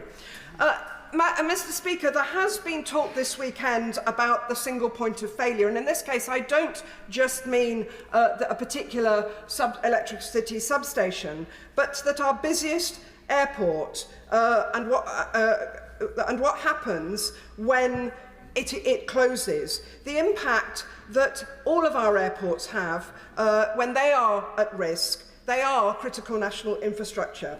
And I'm told that the next airport's national policy statement will, like the last one, only cover Heathrow. So would the Secretary of State consider that now is definitely the time that we had a national airport strategy so that includes what happens when any one of our airports is taken out of action? I'm grateful to my honourable friend, the chairwoman of the Select Committee, for her remarks. The airport's national policy statement is a site-specific document, but I will reflect upon her suggestion of a wider airport strategy, and I'm sure we will discuss it more when I'm in front of her committee in a couple of weeks' time. Paul Calder, Liberal Democrat spokesperson. Thank you, Mr. Speaker. Can I thank the Secretary of State for advance sight of her statement? May I start by echoing the words of the Secretary of State and others in expressing my gratitude to the firefighters and other emergency workers who fought the fire, and for the airport, airline and other staff for all their hard work in the face of this catastrophic systems failure. What has happened is clearly a rare occurrence. It raises a number of significant questions about the security management of our critical national infrastructure. Whilst I'm pleased to hear that currently no foul play is suspected, the event has revealed vulnerabilities in our national security that may be exploited in the future by terrorists and hostile state actors. It is consequently vital that lessons are learnt to ensure an incident like this does not happen again, and I welcome the announcement there will be a full investigation into what has happened. It's deeply concerning that the failure of a single piece of infrastructure has taken down the entire airport. Heathrow is connected to 3 substations. Whilst 2 were impacted, the 3rd was running and had enough capacity, thought to be around 72 megawatts, to power the whole of Heathrow, which requires a little more than 40. It is evident Heathrow's power setup could not be swiftly reconfigured to allow the 3rd substation to be used, and we need to understand why and whether this can be remedied for the future. Whilst Heathrow claims it is normal for airports not to have sufficient backup capacity to power their entire needs, other industries that require even more power than Heathrow, such as data centres, take more robust steps to ensure there are sufficient backup systems to counter such failures.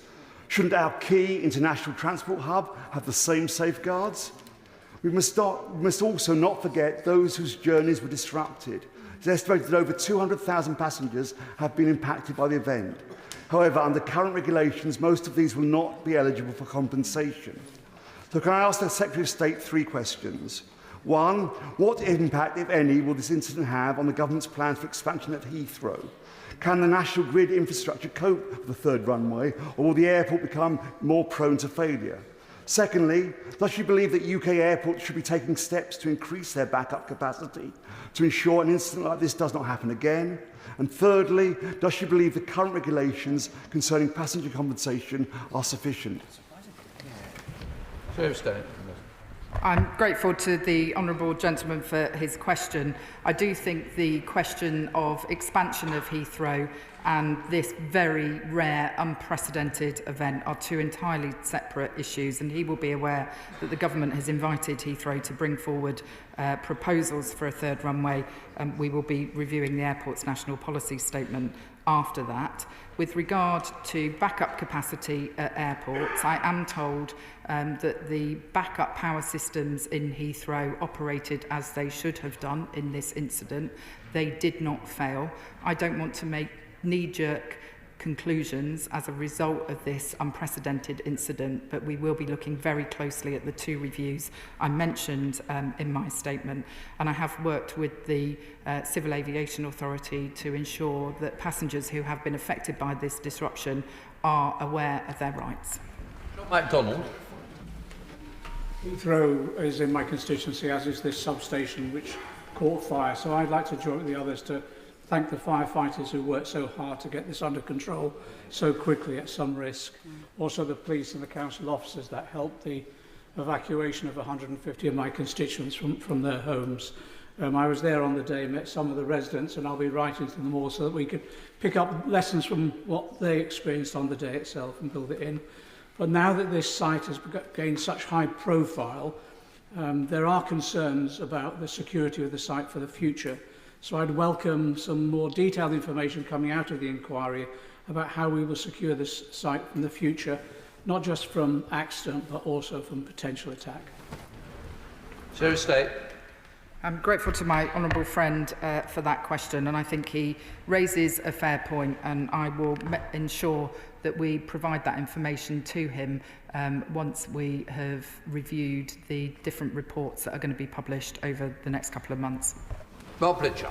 Thank you, Mr. Speaker. The Secretary of State mentions consumer rights, and Heathrow customers were not only delayed and disrupted, but also ripped off, with huge hikes for alternative flight, car hire and hotels. Isn't it time the government brought forward robust anti-price gouging legislation? And in fairness to her on the front bench, I also asked the previous government, did absolutely zero on it as well. So I hope this government will, well, it's true, and I think we saw the result of that in many other ways. So can I ask, on behalf of the British consumer, who are many of them, and international consumers, who've been ripped off as a result of this, no fault of their own, isn't it time we had this new legislation in place and also a wider review of the monopoly of the operators of hotels in Heathrow and the lack of competition of airlines coming into Heathrow? Thursday. I can categorically say that it wouldn't be right for anyone or any business to be capitalising from this disruption. And whether it is airlines or hotels, I would be expecting those organisations to be doing everything they can to support travellers who have been disrupted by this incident. Lawrence Turner. Thank you, Mr. Speaker, and I think the Secretary of State's statement today underlines why it's important to avoid speculation in the immediate aftermath of the critical incidents such as this. Can she give the House a reassurance that if any systematic risks are identified that potentially affect other major airports, then there will be a coordinated response? And if any such issues are identified at regional and local airports, then members of this House in proximity to those airports will be kept informed. Thursday. I'm very happy to give my honourable friend that assurance. Jim Shannon. You, Mr. Speaker, and I thank the Secretary of State very much for her answers. Of course, this isn't the first time. Of course, there's been a problem at Heathrow back in August 23, UK air traffic problems. The place was closed, chaos. July 24, faulty software causes chaos again. We're always hoping that Heathrow was getting better. Last Friday, in the early morning, I was one of those passengers, by the way, along with 290,000 other passengers that found themselves stuck in somewhere in the queue. Now, many of those people are my constituents, and they had trouble getting home as well. They've been contacting me right over the weekend to tell me their stories. This raises questions over whether the current operators are capable of running a third runway if this fire caused a complete shutdown, when reports indicate that complete closure was not required. Confidence in travelling from my constituents and others in Heathrow is at an all-time low. So has the Secretary of State made Heathrow officials aware of the need to ensure that contingency plans are not simply notes on paper, but are actions during a crisis? And what has been their response to allayed fears caused by the turmoil of last weekend? Thank you. I don't think anyone underestimates the distress and disruption that this incident caused, and having spoken directly with the Chief Executive of Heathrow on a number of occasions now, I know that he is fully aware of that. I do think that this is an unprecedented event of very significant magnitude. Heathrow does, day in, day out, very successfully provide services to hundreds of thousands of passengers and businesses. So whilst it's right that we do everything we can to interrogate the causes of this incident and learn any lessons, I do believe that Heathrow Airport can continue to be a trusted partner for government in the longer term.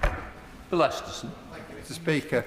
The power outage, which had such a significant effect at Heathrow and its immediate surrounds, has raised real concerns about resilience and the backup of our energy system for infrastructure, major infrastructure projects and sites.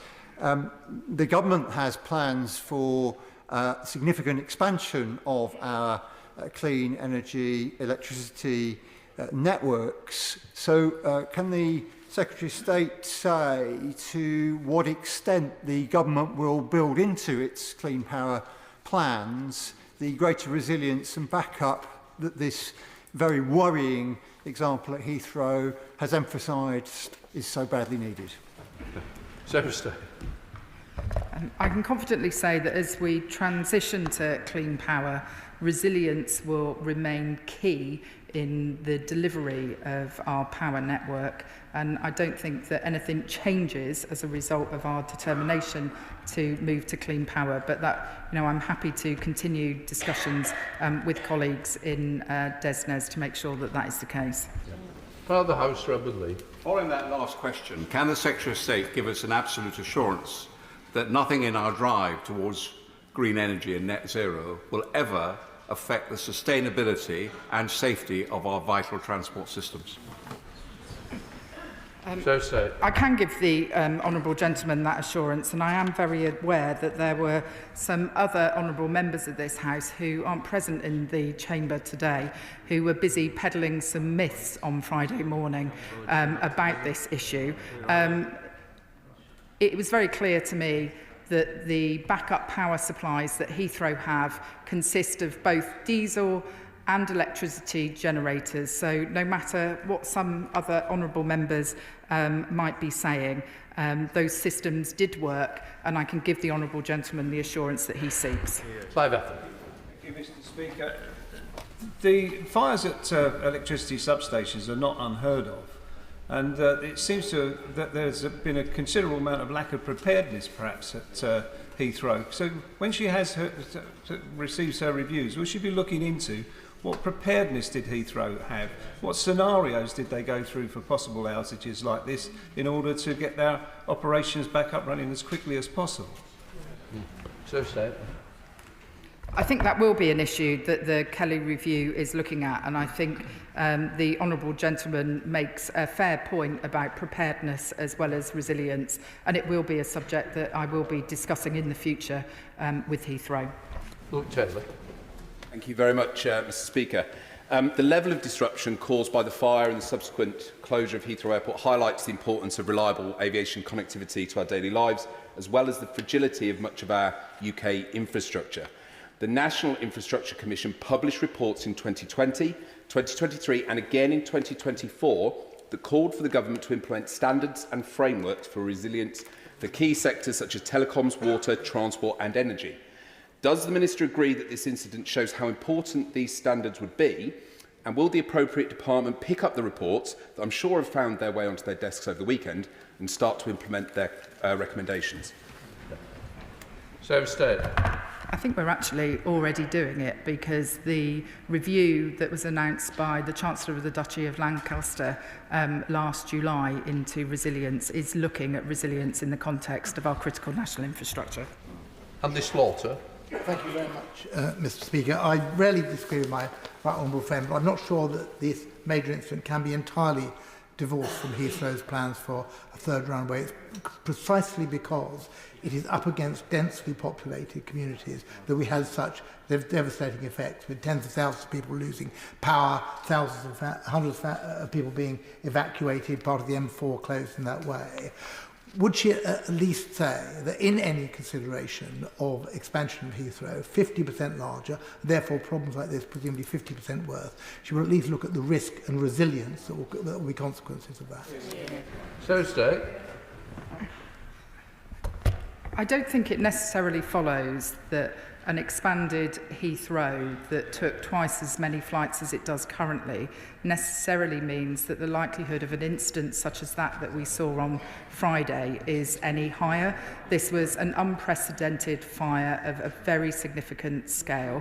What I will assure my honourable friend of, though, is that before making any decisions about the expansion of Heathrow, we will make sure that any proposals which may be forthcoming comply with all of our legislative requirements.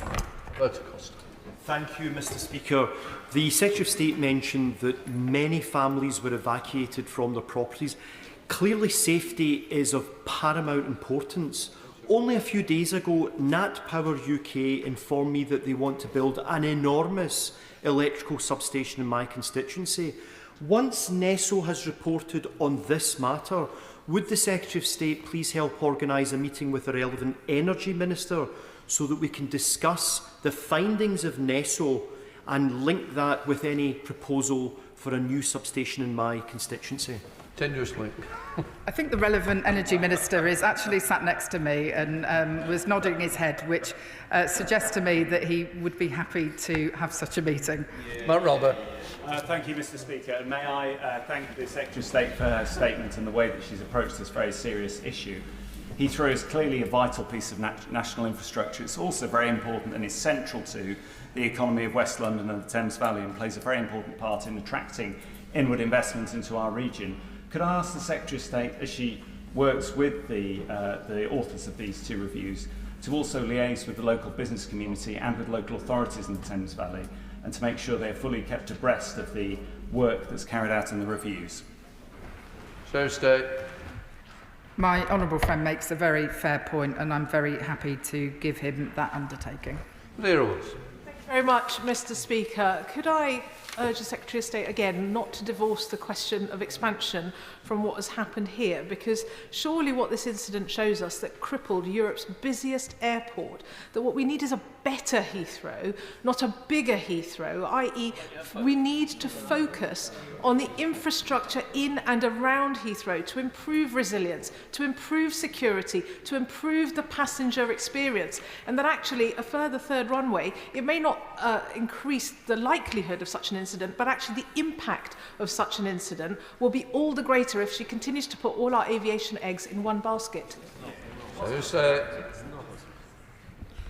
Let me assure the honourable lady that I am not putting all of the country's aviation eggs in one basket. At the moment, we don't have proposals before us for a third runway at Heathrow.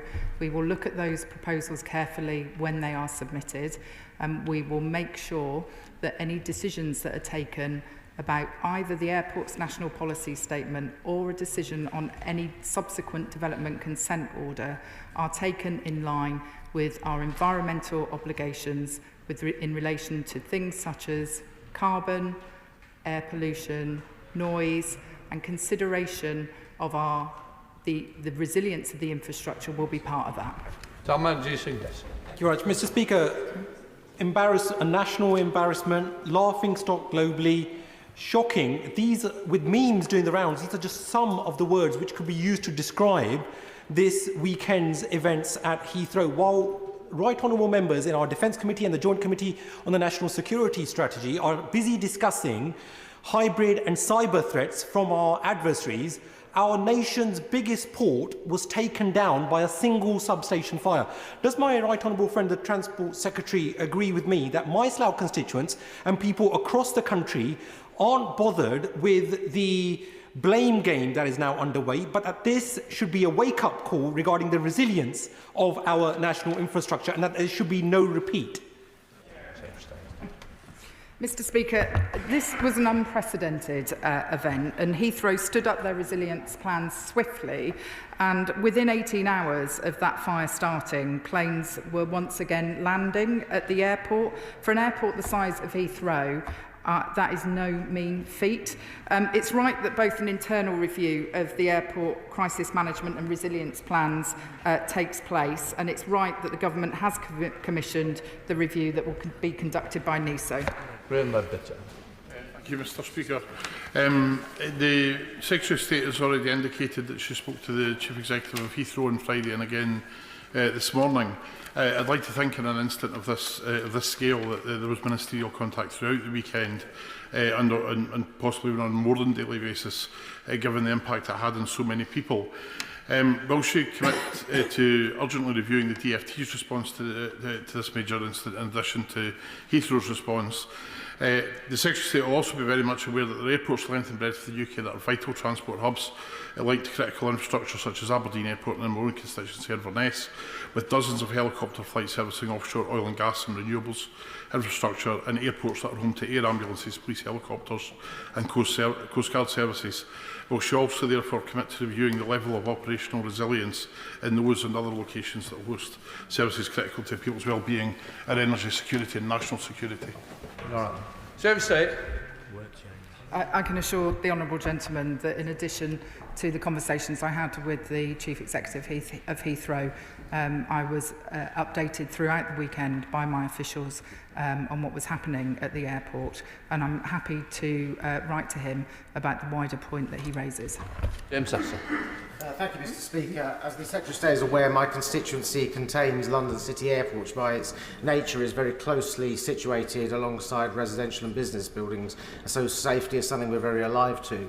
It's also an area of massive regeneration, so power pressure is something we're also alive to as well, and that will be an interesting part for my constituents as part of her statement. Could she assure us that the review and the lessons learned will not only be shared, but also be looked at how they can be adapted so other airports can adjust to them and make future-proofing for their resilience in the safer, so that we're not just learning this lesson after the event?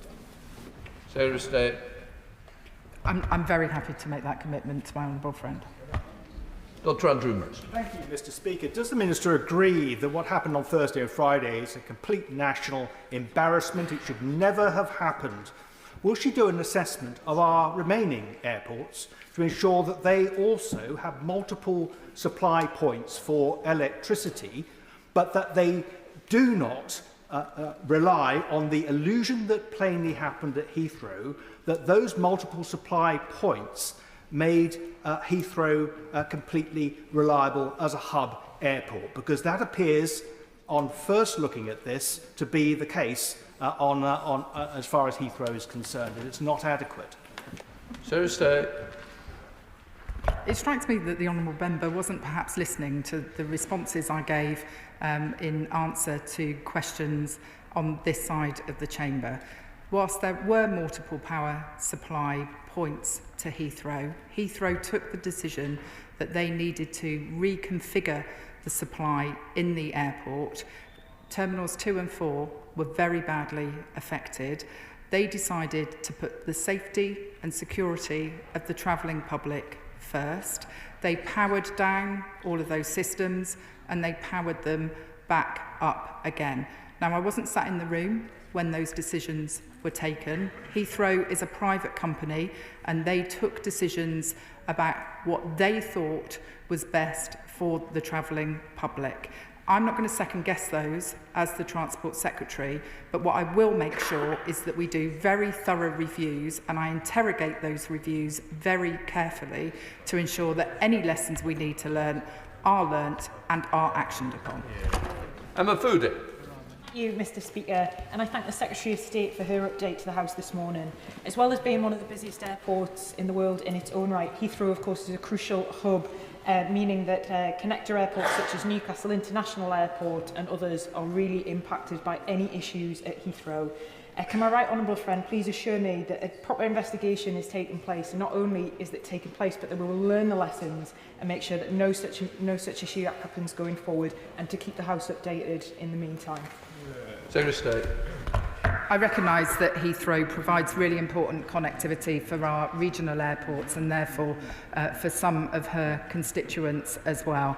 I can give her an assurance that I will keep the House updated once both the internal review that has been commissioned by Heathrow comes back and once the report by NISO has also been published. David Bund.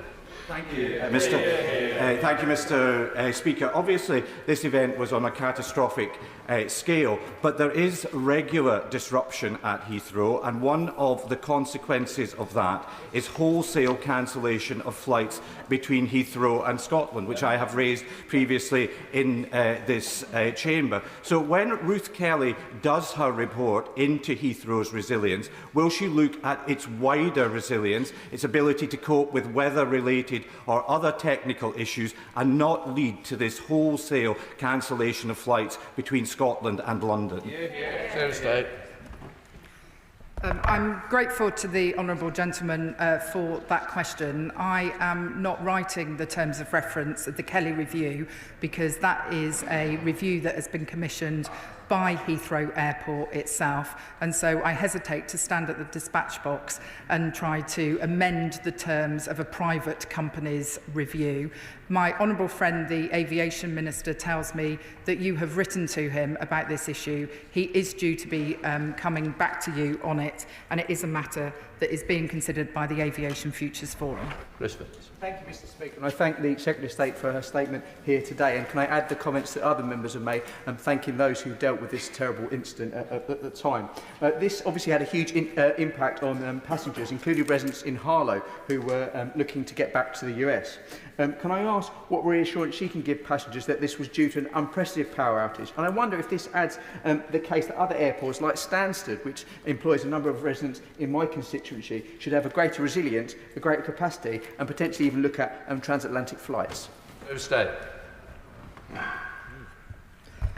He's tempting me to make a whole series of comments, interesting comments about Stansted. I can assure him that when we get the reviews back, we will be looking at the implications of those reviews with respect to other airports, including Stansted, which provides employment for a number of his constituents. Joshua Reynolds. Speaker, the fire in Heathrow closure will not only have impacted travellers and goods and services, but also the employees and contractors who work at Heathrow. So what can the Secretary of State reassure me and workers? Could she reassure me that she will urge all employers at Heathrow to ensure that staff who are due to work but unable to work for no fault of their own will be paid for that day? I'm grateful for that question. I must admit it's not a subject that I have discussed to date with the Chief Executive of Heathrow, but I'm happy to follow that issue up for him and come back to him. Rachel Tell. Can I thank the Secretary of State for all her hard work on this matter over the weekend? And can she reassure my constituents in North Warwickshire and Bedworth that our energy resilience remains high and that the holidays they have saved long and hard for will not be disrupted by similar incidents at regional airports up and down the country? And will she also look into the particular impact that outages like this have on disabled passengers? I will look at the specific issues that she raises about disabled passengers, but I would like to reassure her and her constituents that I am confident that our airports and critical national infrastructure is resilient. I do recognise that significant disruption was caused on this occasion. The NISO review will tell us if there are any other actions that we need to take, but I am confident in our current arrangements. Thank you, Mr. Speaker. I think it's first really important to emphasise that energy infrastructure is generally safe, but the example on Friday indicated that things can go wrong. What is the Minister, alongside her governmental colleagues, doing to address over-industrialisation in certain areas? An example in my constituency of Kintore and Ley Lodge, we have a 275 kV substation next to a 400 kV with a 3 gigawatt hydrogen plant and 9 battery storage sites in planning. This together has a huge risk if we consider that a fire was able to start on Friday. I think all of these risks are considered in the round, but if she wanted to write to an appropriate minister in another government department and copy me into that, I would be happy to follow up on those discussions. Chris Webb. Mr. Speaker, following the incident at Heathrow, will the Secretary of State commit to investing in regional airports such as Blackpool Airport to diversify our air travel options, support local economies like mine in Blackpool South, and therefore reducing our reliance on major hubs? Mr. Speaker, I'm really very sorry. I didn't quite catch the question that was asked. If the honourable gentleman would like to write to me, I will ensure I come back to him. Sir Jeremy Wright. Thank you very much, Mr. Speaker. The Secretary of State has perfectly fairly said that some of the specific learning about this incident will have to wait until we know more. But she's also said that she's been told that as a matter of design, the backup power arrangements for Heathrow were not intended to cover all airport operations until, as we know, a significant reconfiguration took place over a matter of hours. Can I ask her to assure us that she can and will begin the work of considering whether that is the right position, not just for Heathrow but for other airports? I make no predetermination on her behalf as to whether it is or it isn't, but she can surely do that now without waiting for the specifics of this incident all to be clear. Heathrow is a private company and it is responsible for developing its own resilience plans. I do think this is an issue that will be considered properly by the Kelly review. But he is right that I have been told that the backup power systems were not designed to provide power for the entire airport. When I discussed this matter with the Chief Executive of Heathrow on Friday, he told me that that is quite typical for an airport the size of Heathrow, but I am sure it is an issue that the Kelly review will be looking at. Yeah. Lynn Jones. Thank you, Mr Speaker. I thank the Secretary of State for her statement and also associate myself with her comments of gratitude towards our firefighters and airport staff who responded to the incident. Can my right honourable friend confirm that passengers have sufficient rights to receive support and compensation when these kinds of external events disrupt their plans? Thank you. Airlines are responsible for providing passengers with a refund within 7 days or to be rerouted to their destination under the same conditions with required suitable accommodation and food. So it is airlines' responsibilities.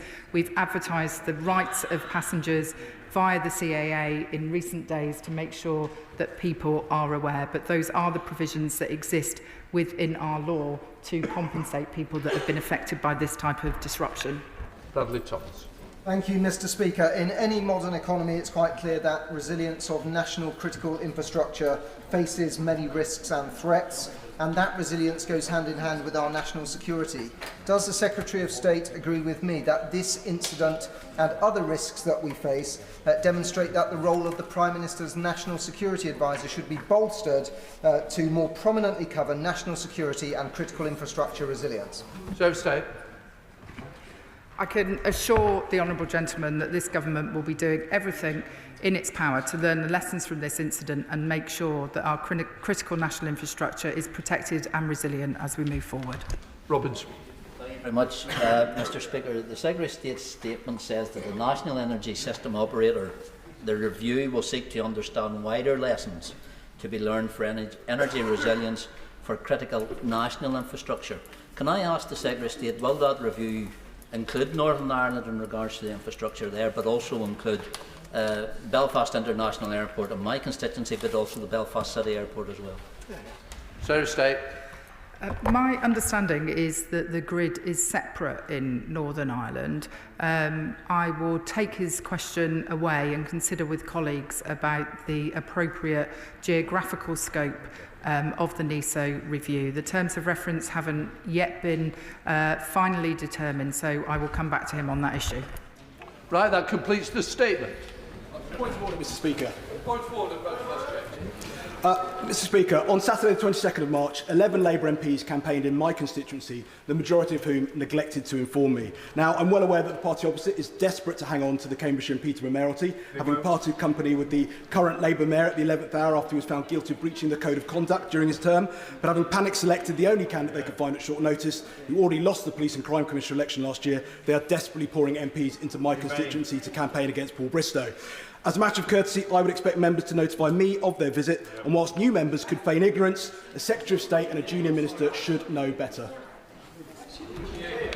Can I first of all say, all MPs should notify other members when coming in. Sorry? I do say, I will stamp down, where members aren't given that courtesy, please do so. Yes, election fever will be coming, but it is no excuse for members not informing other members that they're coming into campaign.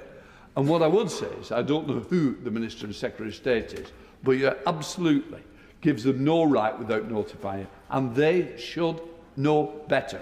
I say to all sides, please use the courtesy of the House that you inform other members. Thank you.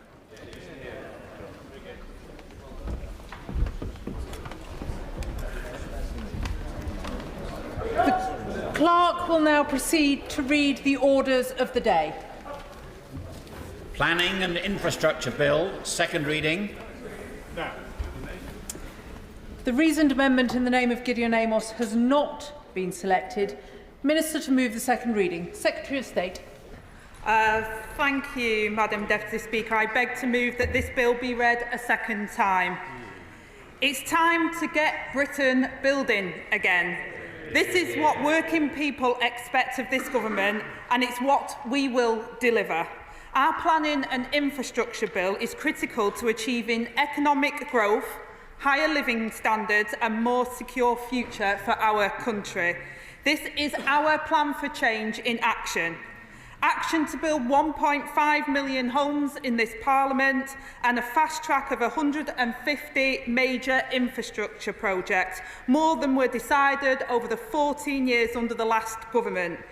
It's also key to making Britain a clean energy superpower, bringing down bills for working people and securing our energy supply in a more uncertain world. Make no mistake, this bill will transform the lives of working people and Britain's prospects for years to come. It is hugely ambitious, Madam Deputy Speaker, and rightly so, because everywhere I go, I hear the same frustrations. We just can't build anything anymore. We desperately need more homes and more development. But for too long, the answer has always been no. And that is choking off growth, leaving working people worse off and leaving Britain behind. Trains that don't work, roads that are clogged and not enough homes being built. I'll give way. Can I just gently say to her that none of my constituents are saying in Shropshire we don't need any more homes, we don't want any more homes. They just want to be consulted. They want the homes in the right place, at the right scale, with the right architecture, in the right numbers, and they want their voice listened to through a local plan, not ignored, as the current government are doing. Secretary of State. Well, I gently say to the honourable member, it's this government that has brought forward mandatory local plans. It was his government that didn't do that. And Madam Deputy Speaker, for too long, we've left home ownership collapsing, homelessness soaring, over 160,000 children in temporary accommodation, a country that simply isn't working. The time it takes to secure planning permission for major projects has almost doubled in the last decade, more than 4 years. It's slower and more costly to build big infrastructure in England than in France and Italy. And no new reservoir has been built for over 30 years. There are countless examples, Madam Deputy Speaker, like the critical new road improvement scheme for Norwich that would create jobs and speed up journeys, yet it was held up for 2 years by unsuccessful legal challenges. And the ridiculous situation where 139 desperately needed houses were delayed in Bingley because of a row over the speed of balls in neighbouring cricket club. The result has been fewer homes built, higher energy bills and lower productivity and growth. For 14 years, this country has been crying out for a government with the will to change that. And successive Tory Prime Ministers promised that change, but when the bold action was demanded, they were too afraid to stand up to their backbenchers, and I'll give way. Thank the Deputy Prime Minister for giving way. Could she just outline what is in the bill where she's going to take on developers and make sure they build planning permissions they've already got? Secretary of State.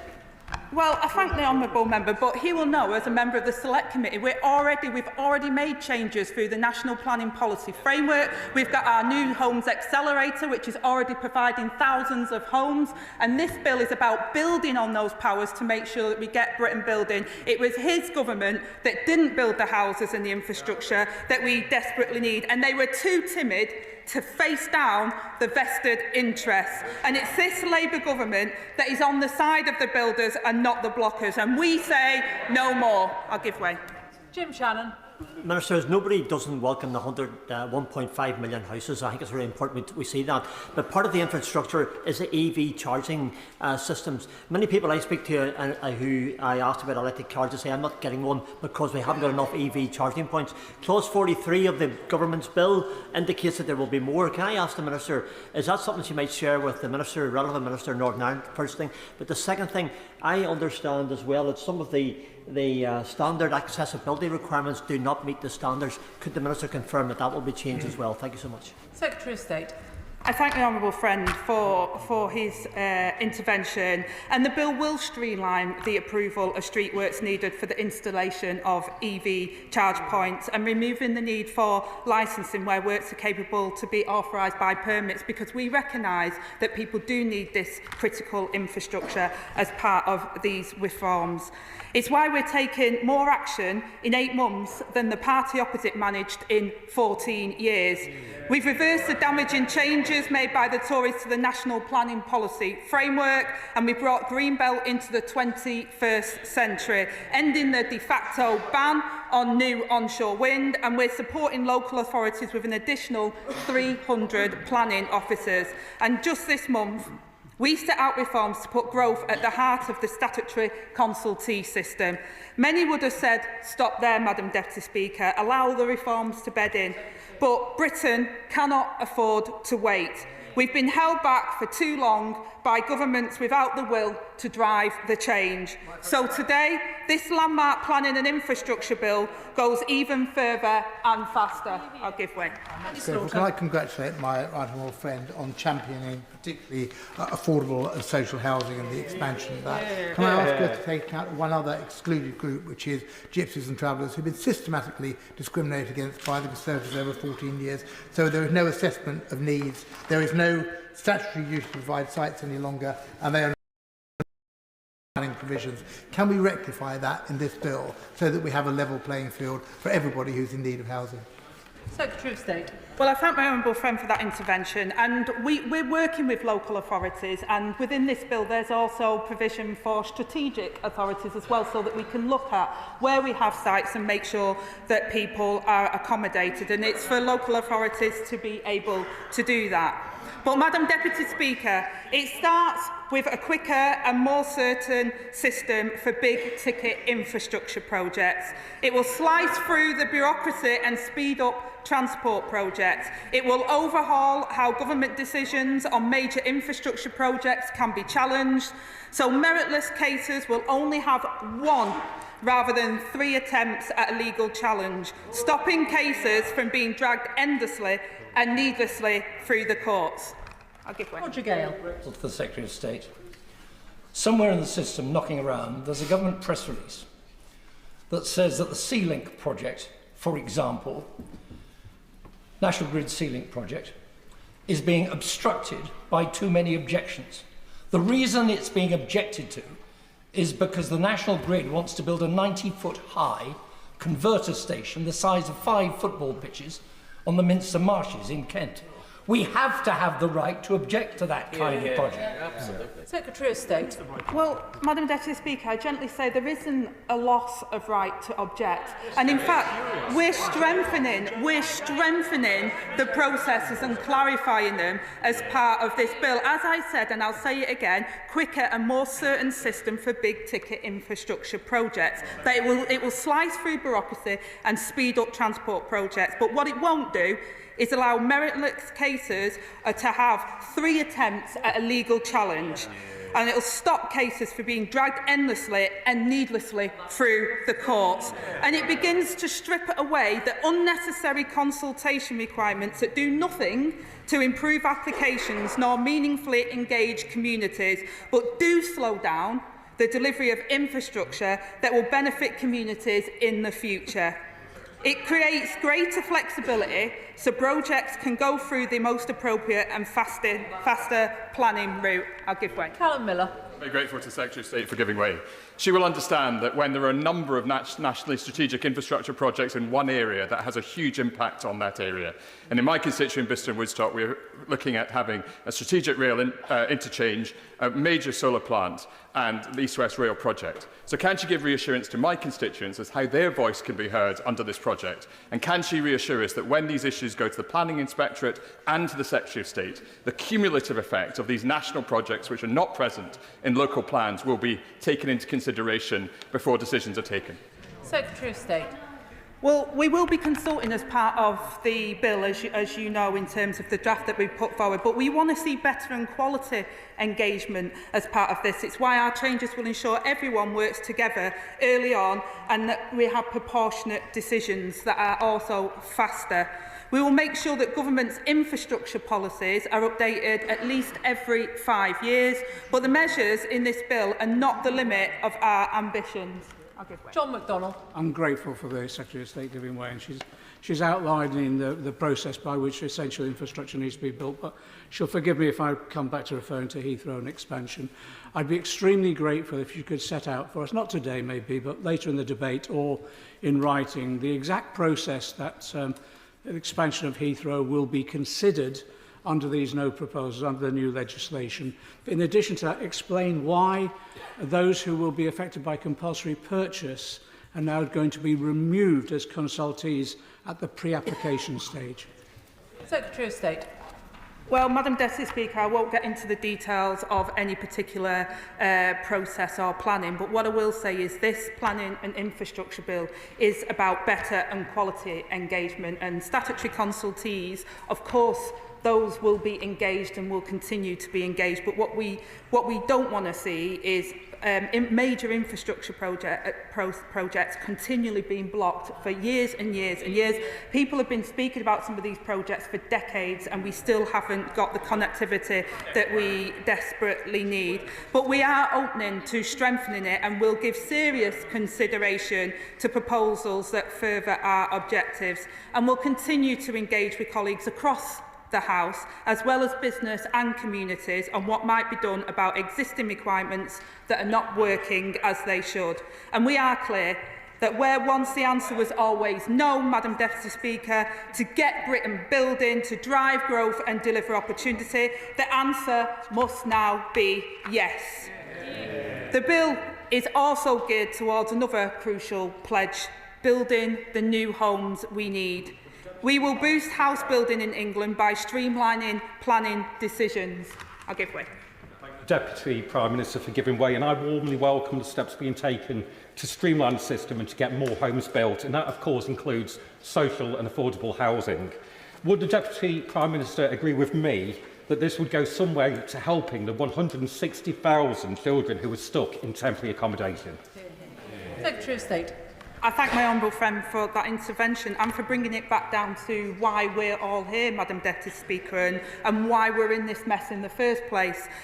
Over Christmas, we all got to see our family and friends. I was thinking about the 160,000 children that are in temporary accommodation, and thinking that there is one thing that during the general election campaign that I was very clear on, is that we have to move forward to build the homes that people desperately need.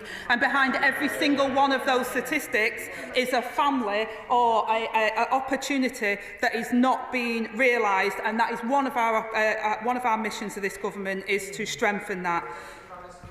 I'll give way. Deputy Prime Minister for giving way. By my calculation, Madam Deputy Speaker, if the government is going to build 1.5 million homes over the course of this Parliament, given that we're 9 months into the first year of this Parliament, the government should have built 225,000 by now. Can she confirm how many have been built? Secretary of State.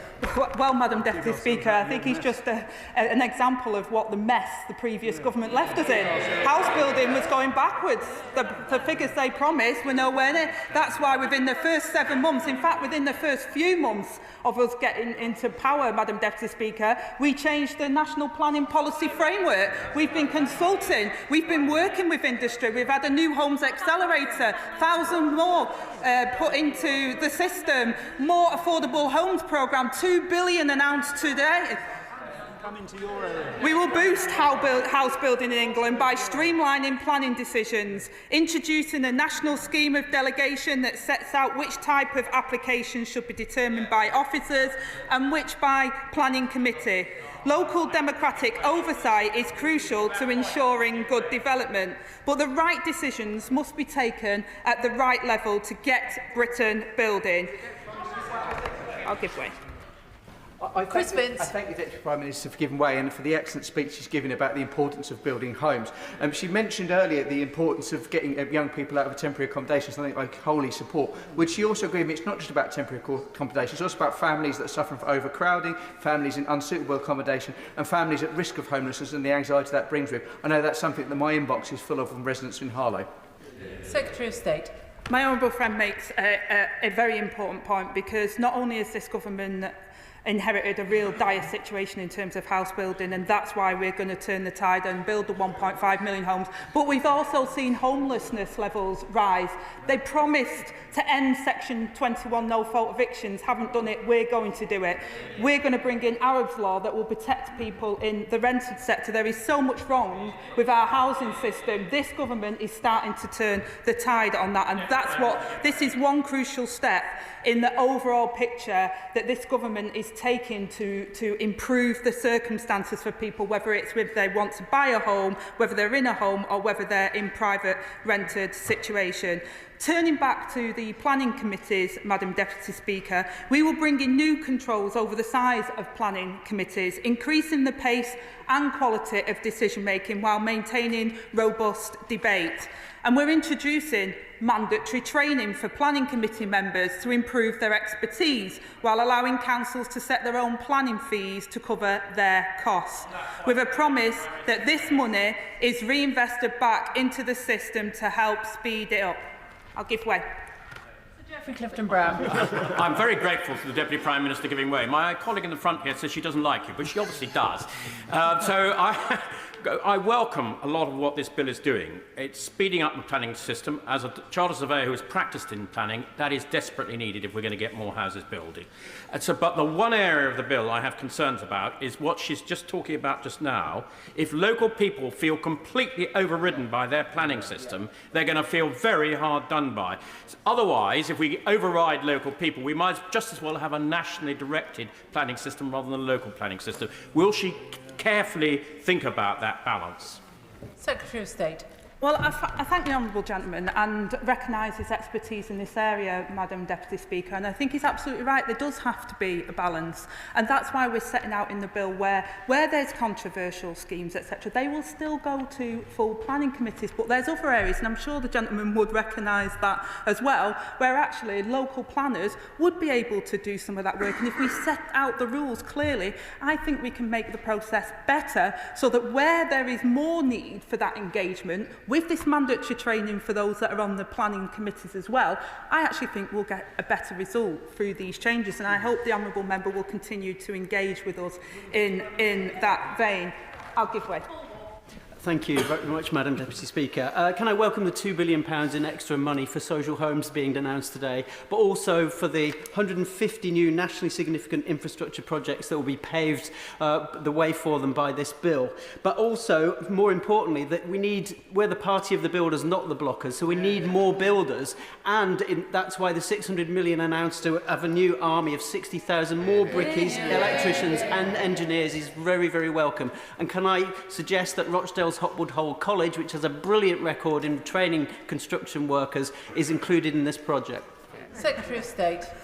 Well, Madam Deputy Speaker, as my honourable friend alludes at, 10 colleges of excellence was announced as part of the 600 million and 60,000 new apprenticeships. This is part of making work pay for me as well, Madam Deputy Speaker, giving our young people opportunities, and it will be fantastic, and I hope the honourable member will be engaged in that process, and my colleagues in government will have heard that, but I think as another Greater Manchester MP, I feel that Greater Manchester definitely should be part of that process.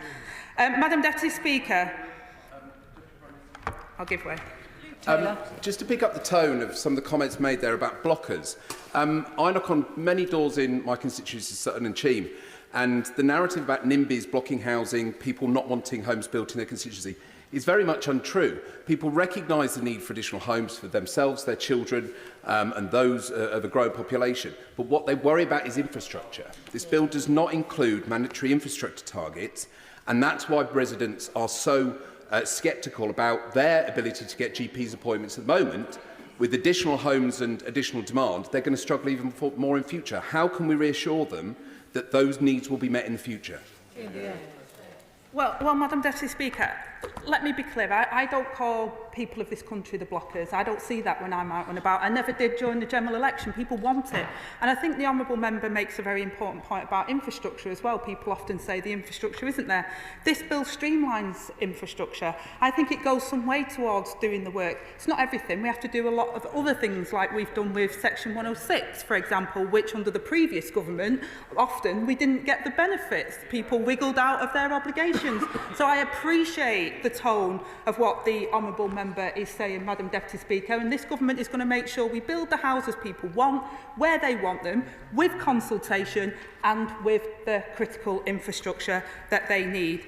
And at the same time, we'll unlock land for housing and infrastructure by reforming the compulsory purchase process, ensuring that important projects which deliver public benefits, like many more social and affordable homes, are given the green light, and that compensation paid to landowners is not excessive. I'll give way. I'm very grateful to the Deputy Prime Minister for giving way. I warmly welcome the changes to Hope Value in order to build more affordable homes, but could I ask her to clarify whether it will also apply to wider projects for community benefits, such as playing fields? Udney Park in Teddington, in my constituency, has lain derelict for over a decade as successive owners have wanted to develop it, but they can't. There is a huge demand for community playing fields. The community wants to be able to access it. Will she assure me that actually the Hope Value changes will apply much more broadly than just affordable housing?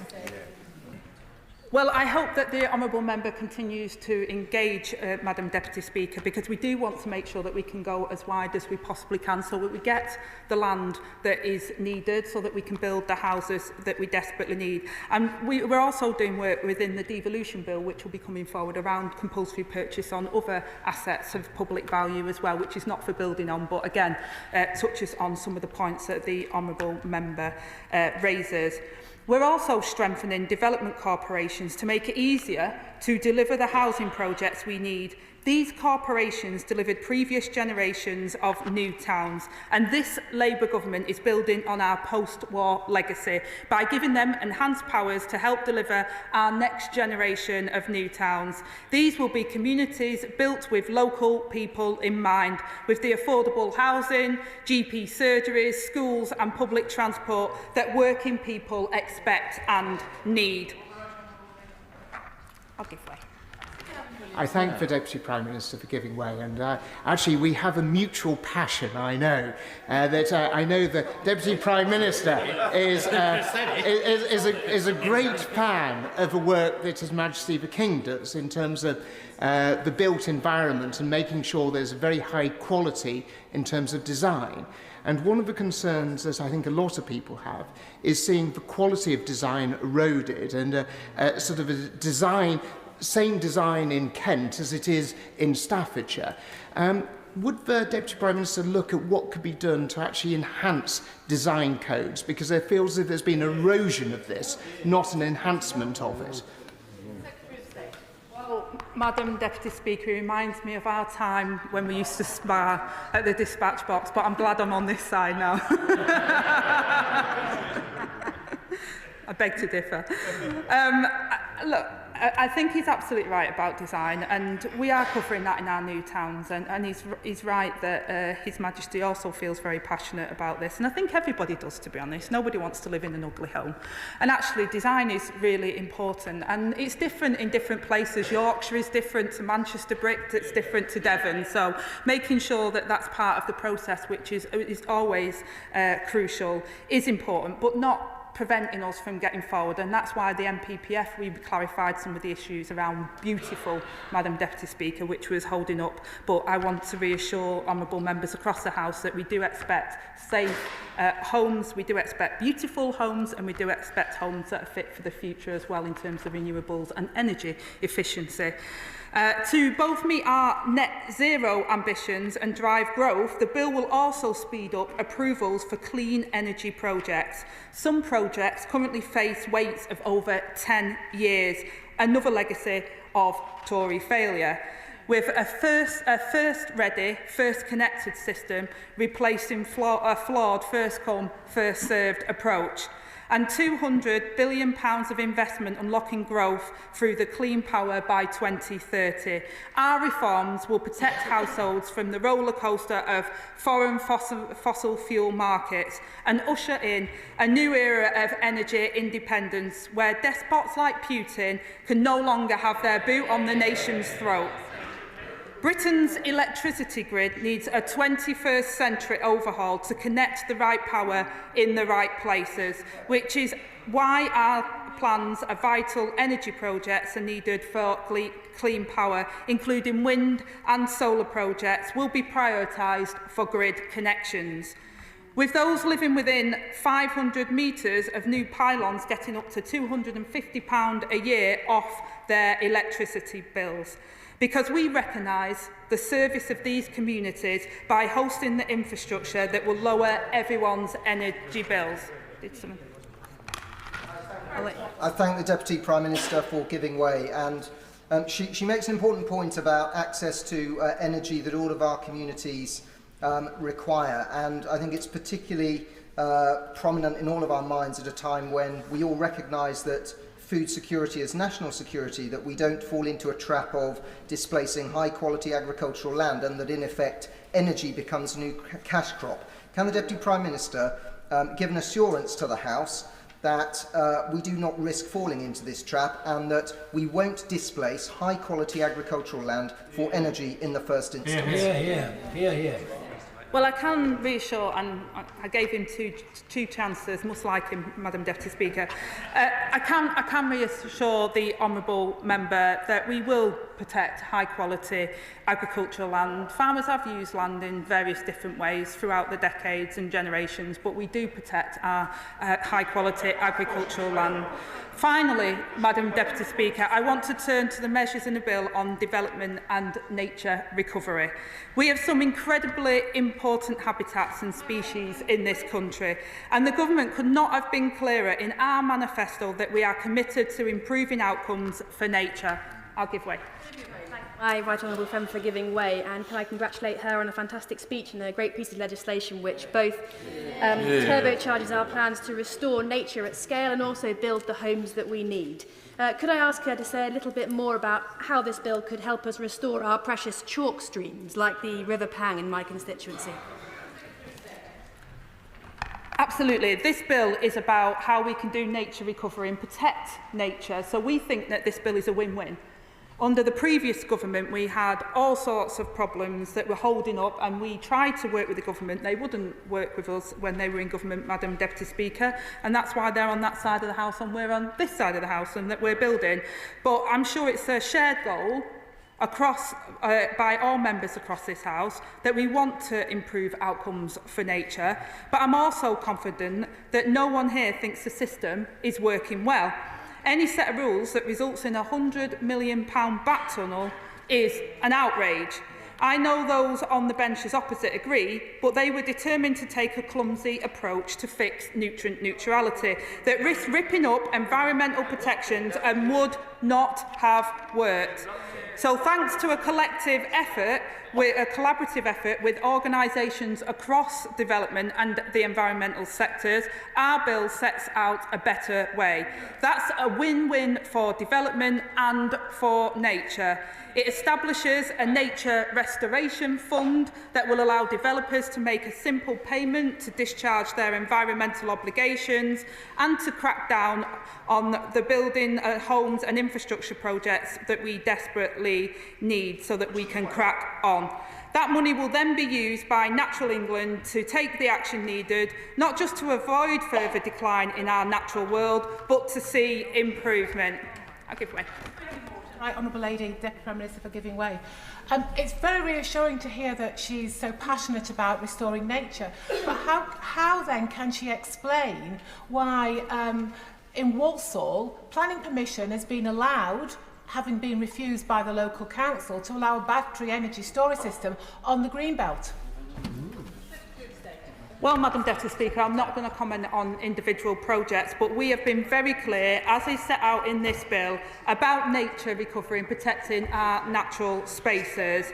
And it's how we will put talk of nukes and nutrient neutrality behind us and get Britain building, whilst also stopping the pointless pitting of nature against development. To the Deputy Prime Minister.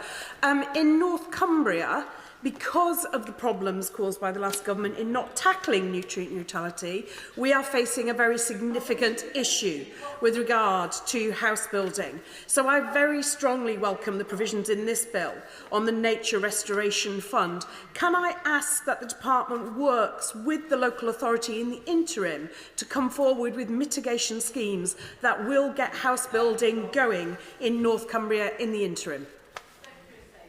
Well, I thank my honourable friend from North Cumbria for raising this long-standing issue, and this government is already engaging with the local authority in the area, because absolutely right that for too long the previous government wasn't listening.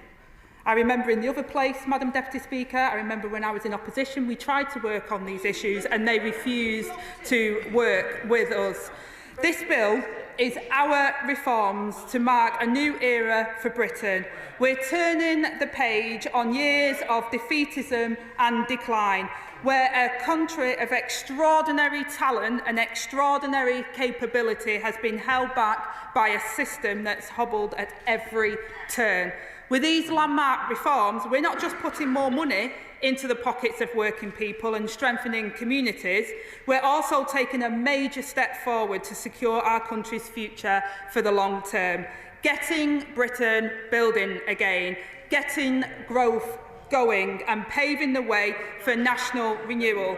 This is real delivery. This is real change to transform the lives of millions of people for years to come. And I commend this statement to the House. The question is that the bill be now read a second time. Shadow Secretary of State, Kevin Hollinrake. Thank you, Madam Deputy Speaker. I'm pleased to lead the response on behalf of the opposition. And I first draw the House's attention to my register of members' interests, which includes over 30 years of business experience and interests in the property sector. We support some of the principles, aims and ambition of this bill, some of which builds on the work we undertook whilst in office, a period which included a record period for house building in this country. But we will also highlight our concerns in a number of areas.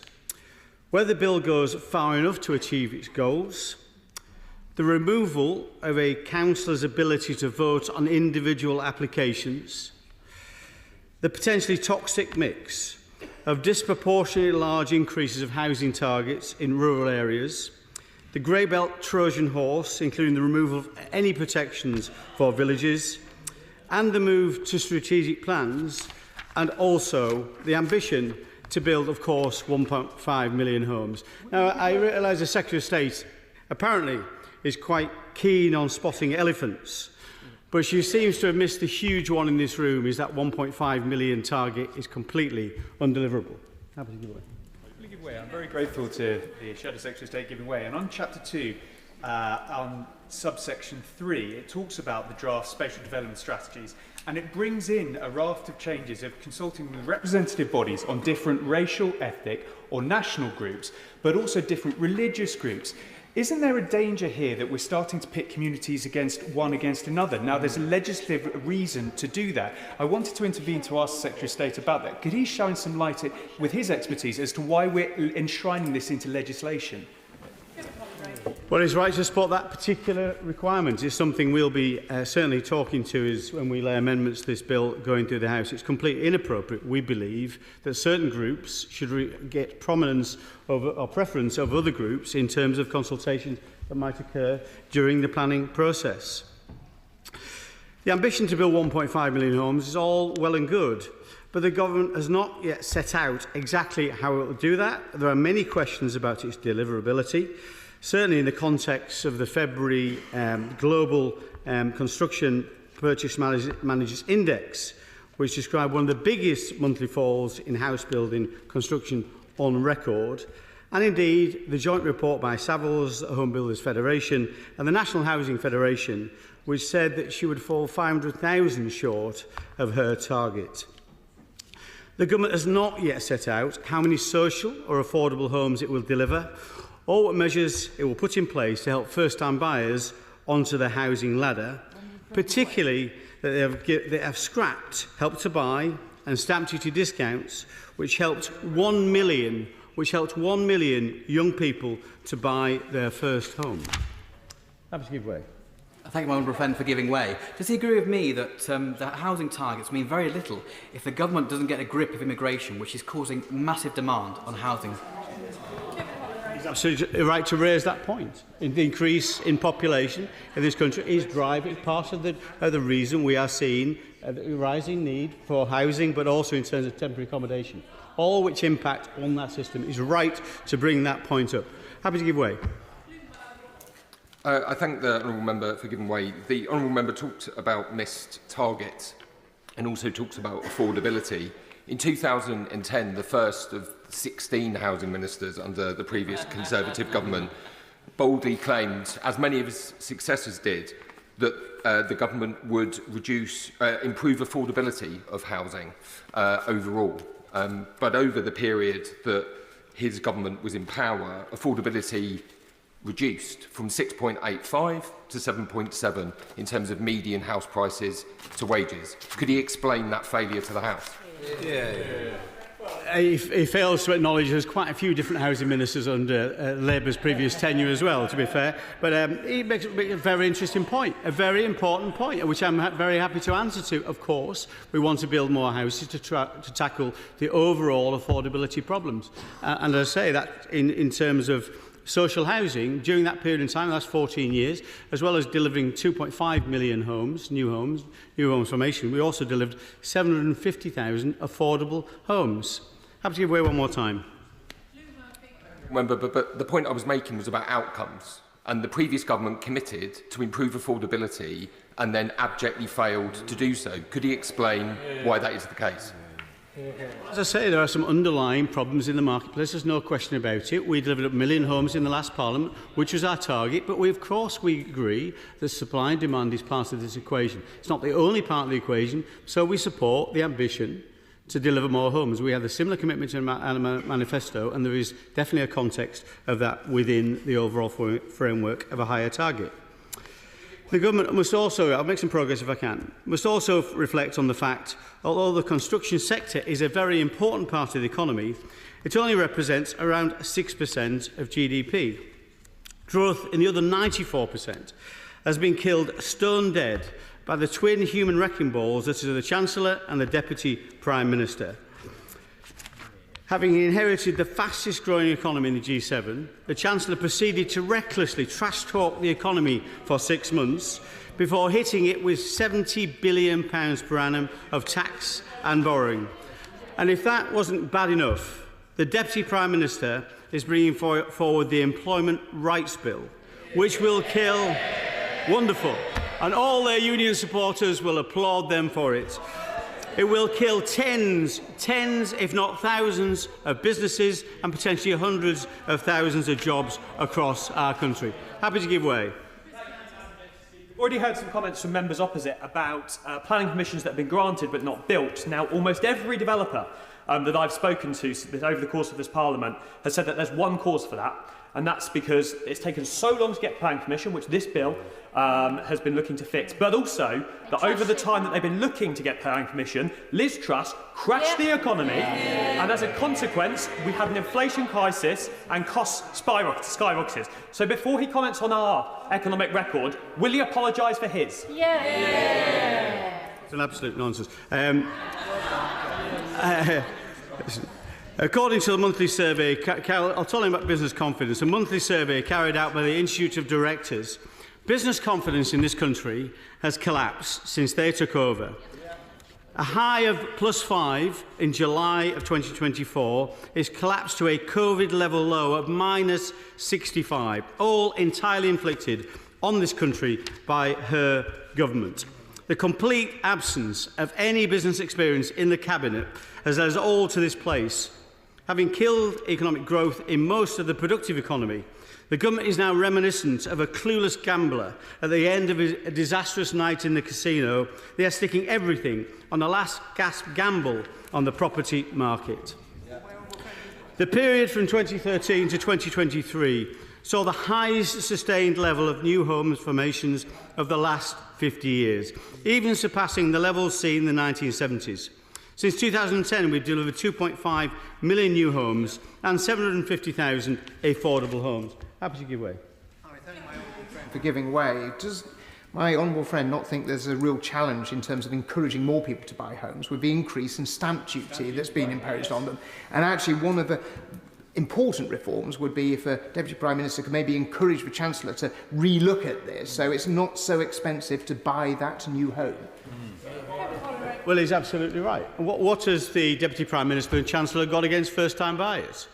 We have helped 1 million first-time buyers to get on that housing ladder through Help to Buy and through discounts on stamp duty. It's absolutely right to raise that point, both of which have been scrapped by this government. Have a give way. I thank the honourable member for giving way. I wonder whether he might like to reflect on the fact that while Help to Buy did help some people purchase a new home, many others, due to the inflationary pressures, were priced out of it, and also the exorbitant bonuses that were paid to the huge house building companies that benefited, and they were the ones who benefited the most from Help to Buy, weren't they really? I don't disagree that there were some flaws in the scheme. I don't disagree with that point. But nevertheless, many people, around 340,000 people, made it onto the housing ladder through that process. People in my constituency and probably in his constituency. We do recognise, Madam Deputy Speaker, the need to go further, which is why we commissioned the work by Charles Banner KC on speeding up planning and national infrastructure projects delivery and Nick Windsor's review on accelerating energy infrastructure. We are grateful to them for their work. Comparing their recommendations made by them and others with the bill we have before us, its benefits, in our view, have been significantly oversold. For example, on the infrastructure consenting process, measures to reduce decision times are welcome, but we believe that consideration should be given to removing certain critical projects such as airports, reservoirs, nuclear power stations and national transport schemes from the judicial review process altogether. The nature restoration levy and environmental delivery plans should be to be delivered by Natural England are potentially welcome if they successfully allow developers to discharge the requirements of the Habitats regulations. However, there are key questions. What incentives are there for Natural England to set levies that are proportionate to the impact of the environment, or will they just become another tax and another deterrent to building? Happy to give way. I'm very grateful to him. Can I say that the work that was done by his side of the House in the MPPF was welcome, particularly in respect of its views on incorporating nature into the structure of the bill. But it was unsuccessful. He will have heard my right honourable friend, the Deputy Prime Minister, talk about a win-win for nature. So can he give the House an assurance that his side of the House will be backing implementing measures such as swift bricks? These are the cavity nesting birds that have no other place in this country and are declining at a great rate, to incorporate those as a mandatory requirement in new build. Well, I guarantee he will support measures that we think will be successful, but he brings up some of the work we tried to do in the previous Parliament, some of which were successful, other things were unsuccessful, including, of course, our solution on nutrient neutrality, which is blocked by his party, by about 100 votes, I think, in the House of Lords. The impact of that particular measure is considered negligible. We want to make sure that any levies that are put in place by Natural England, if the impacts are considered negligible, are also negligible on developers. Questions? Happy to give way. Very much agree with what my right honourable friend is saying there. Does he agree with me there's more that could be done to protect chalk stream habitats, these irreplaceable habitats, particularly in the south of England? And does he agree with me one thing we could do is to designate these chalk stream habitats irreplaceable and ensure that the government specifies clearly what permissions might be available there? That's the kind of measure we may want to talk to him about in terms of potential amendments we make to this legislation as it passes through committee stage. Other questions: are Natural England sufficiently resourced to carry out their work? How long will it be before these plans are in place? Have the government taken into account the inevitable delays due to judicial reviews of the environmental delivery plans? Is it not the case that the habitats regulations remain in place beneath this new system? So if a development does not show the overall improvement test for each identified environmental feature, as referenced in clause 55, then the system won't apply and the developer will still need to build those bat tunnels and fish discos. Indeed, Sam Richards of Britain Remains states that it might set the bar even higher by requiring a net gain for that species. And that's if an EDP covers one element of environmental impact, but not others. The developer might have to pay into the levy and build the bat tunnel. Has the government also considered changes to Section 20 of the Environment Act, which this legislation is subject to? Overall, we believe, I'd be interested to see the Minister's reflections on this, it will take at least 2 to 3 years from royal assent for these EDPs to have meaningful effect. I'm very happy to seek assurances of that that's not the case. There are also understandable concerns that the route chosen will even deliver on its objective to protect the environment. The Chartered Institute of Ecology and Environmental Management have stated, this approach, the government's approach, means that our natural capital assets will be destroyed immediately and it could take decades for any improvement. Very happy to give way. I'm very grateful to my honourable friend. As he rightly pointed out, it's only in certain circumstances that nature can effectively be compensated for. But landscape can never be replaced. Once it's gone, it's gone. And I wondered whether he thought there should be scope in this bill to recognise the special status of protected landscapes, what are now called national landscapes or national parks, to make sure that development in those areas is both appropriate but doesn't permanently damage our precious landscape for future generations. Well, again, he raised a very important point, and constituencies like mine, like his, which include those protected landscapes, don't seem to have that considered or catered for within the housing targets, particularly the new ones we're seeing in front of us. So again, very keen to discuss with him how we might address that. On planning, we are very concerned about the national scheme of delegation, which will remove councillors' right to vote on individual planning applications. And if the Secretary of State does not believe that's the case, I suggest she reads clause 46 of our own legislation. This is particularly extraordinary, considering that the Housing Minister said when in opposition in a debate in this House on June the 21st, 2021, that the previous government must protect the right of communities to object to individual planning application. Clearly he is not doing that. He's doing the exact opposite with these rules, and he should be clear with the public about that, because sooner or later that fact will hit home. And of course, I'm very happy to have a debate with him. Interviewing on me, he's very happy to do that. I suggest he reads clause 46 as well. And of course, it's also a fact that 14 Cabinet ministers, including the Deputy Prime Minister, the Home Secretary and the Health Secretary, all campaigned to block housing developments in their own constituencies. What hypocrisy!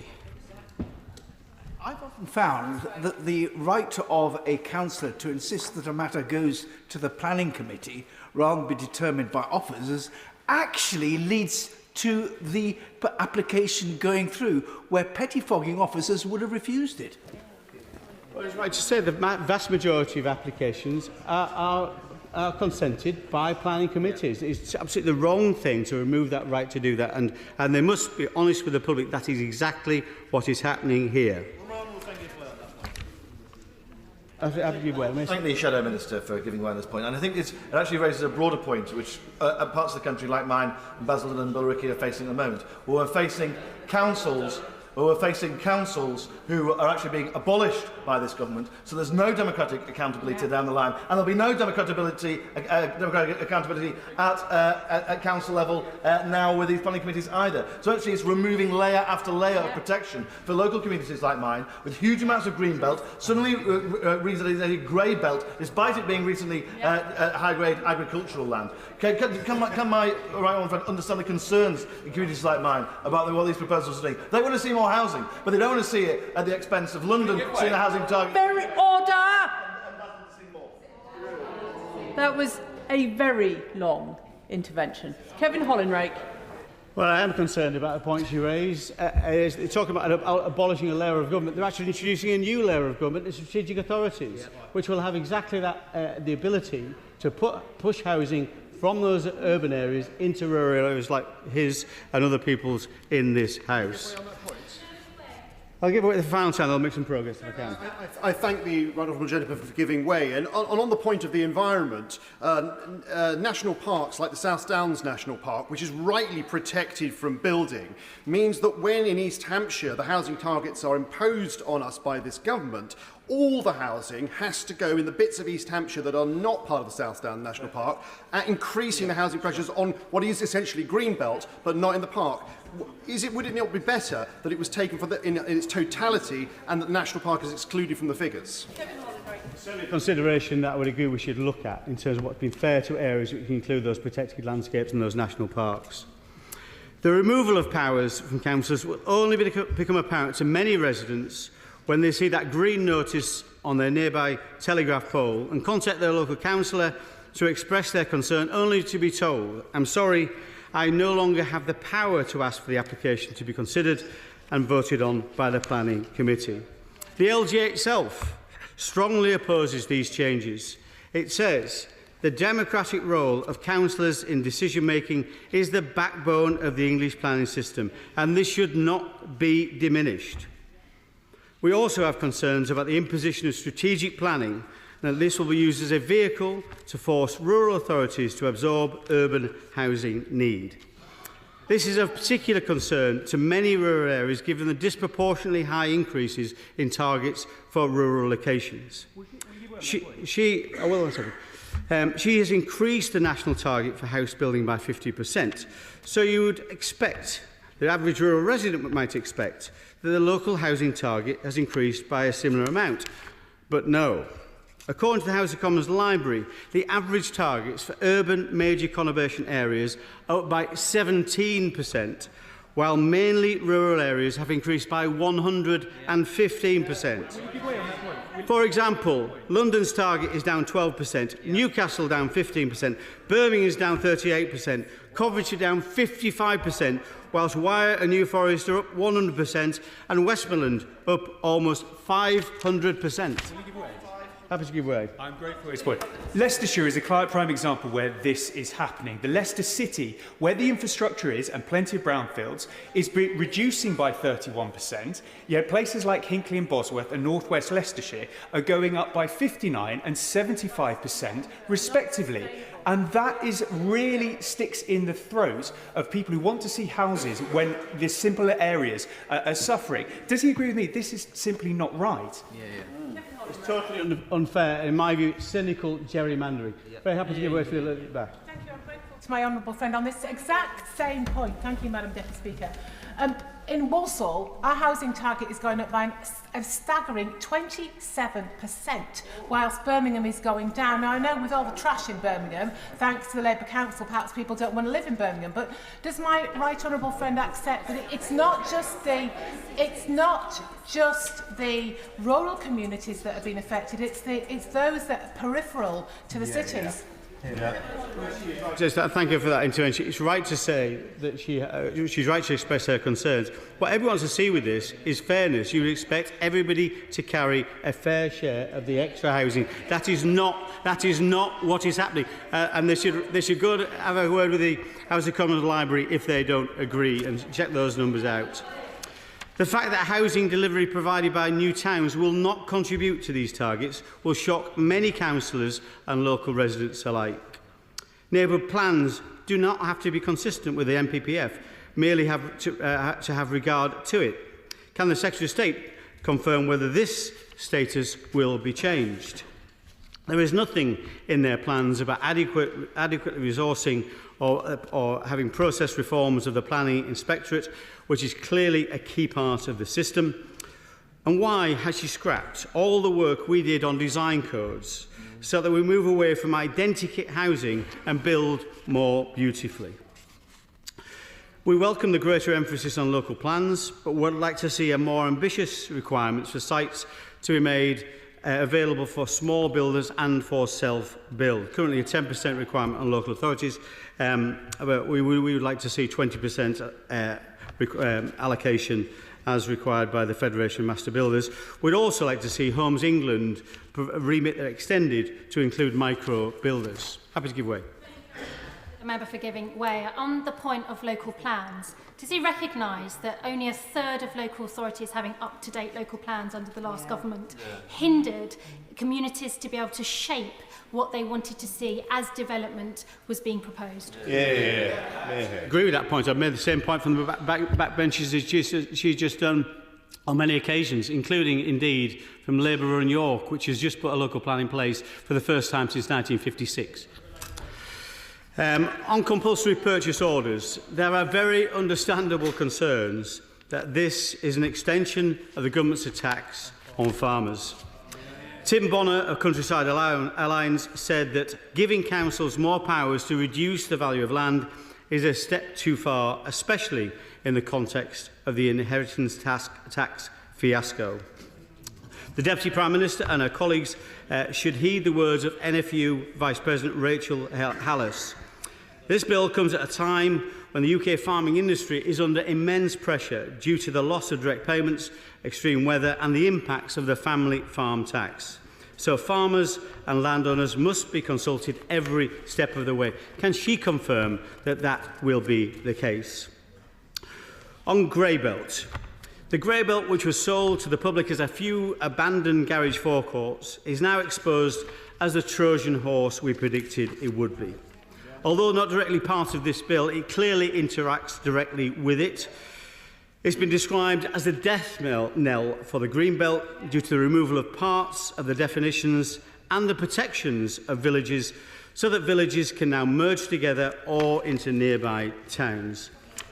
In conclusion, Madam Deputy Speaker, we will not oppose the passage of this bill this evening, but will seek to amend it in ways that do not undermine the ambition to accelerate the delivery of new homes, but do make sure there are checks and balances that protect communities, rural areas, farmers, the environment and deliver well-designed, affordable homes for everyone, not least those on lower incomes and first-time buyers.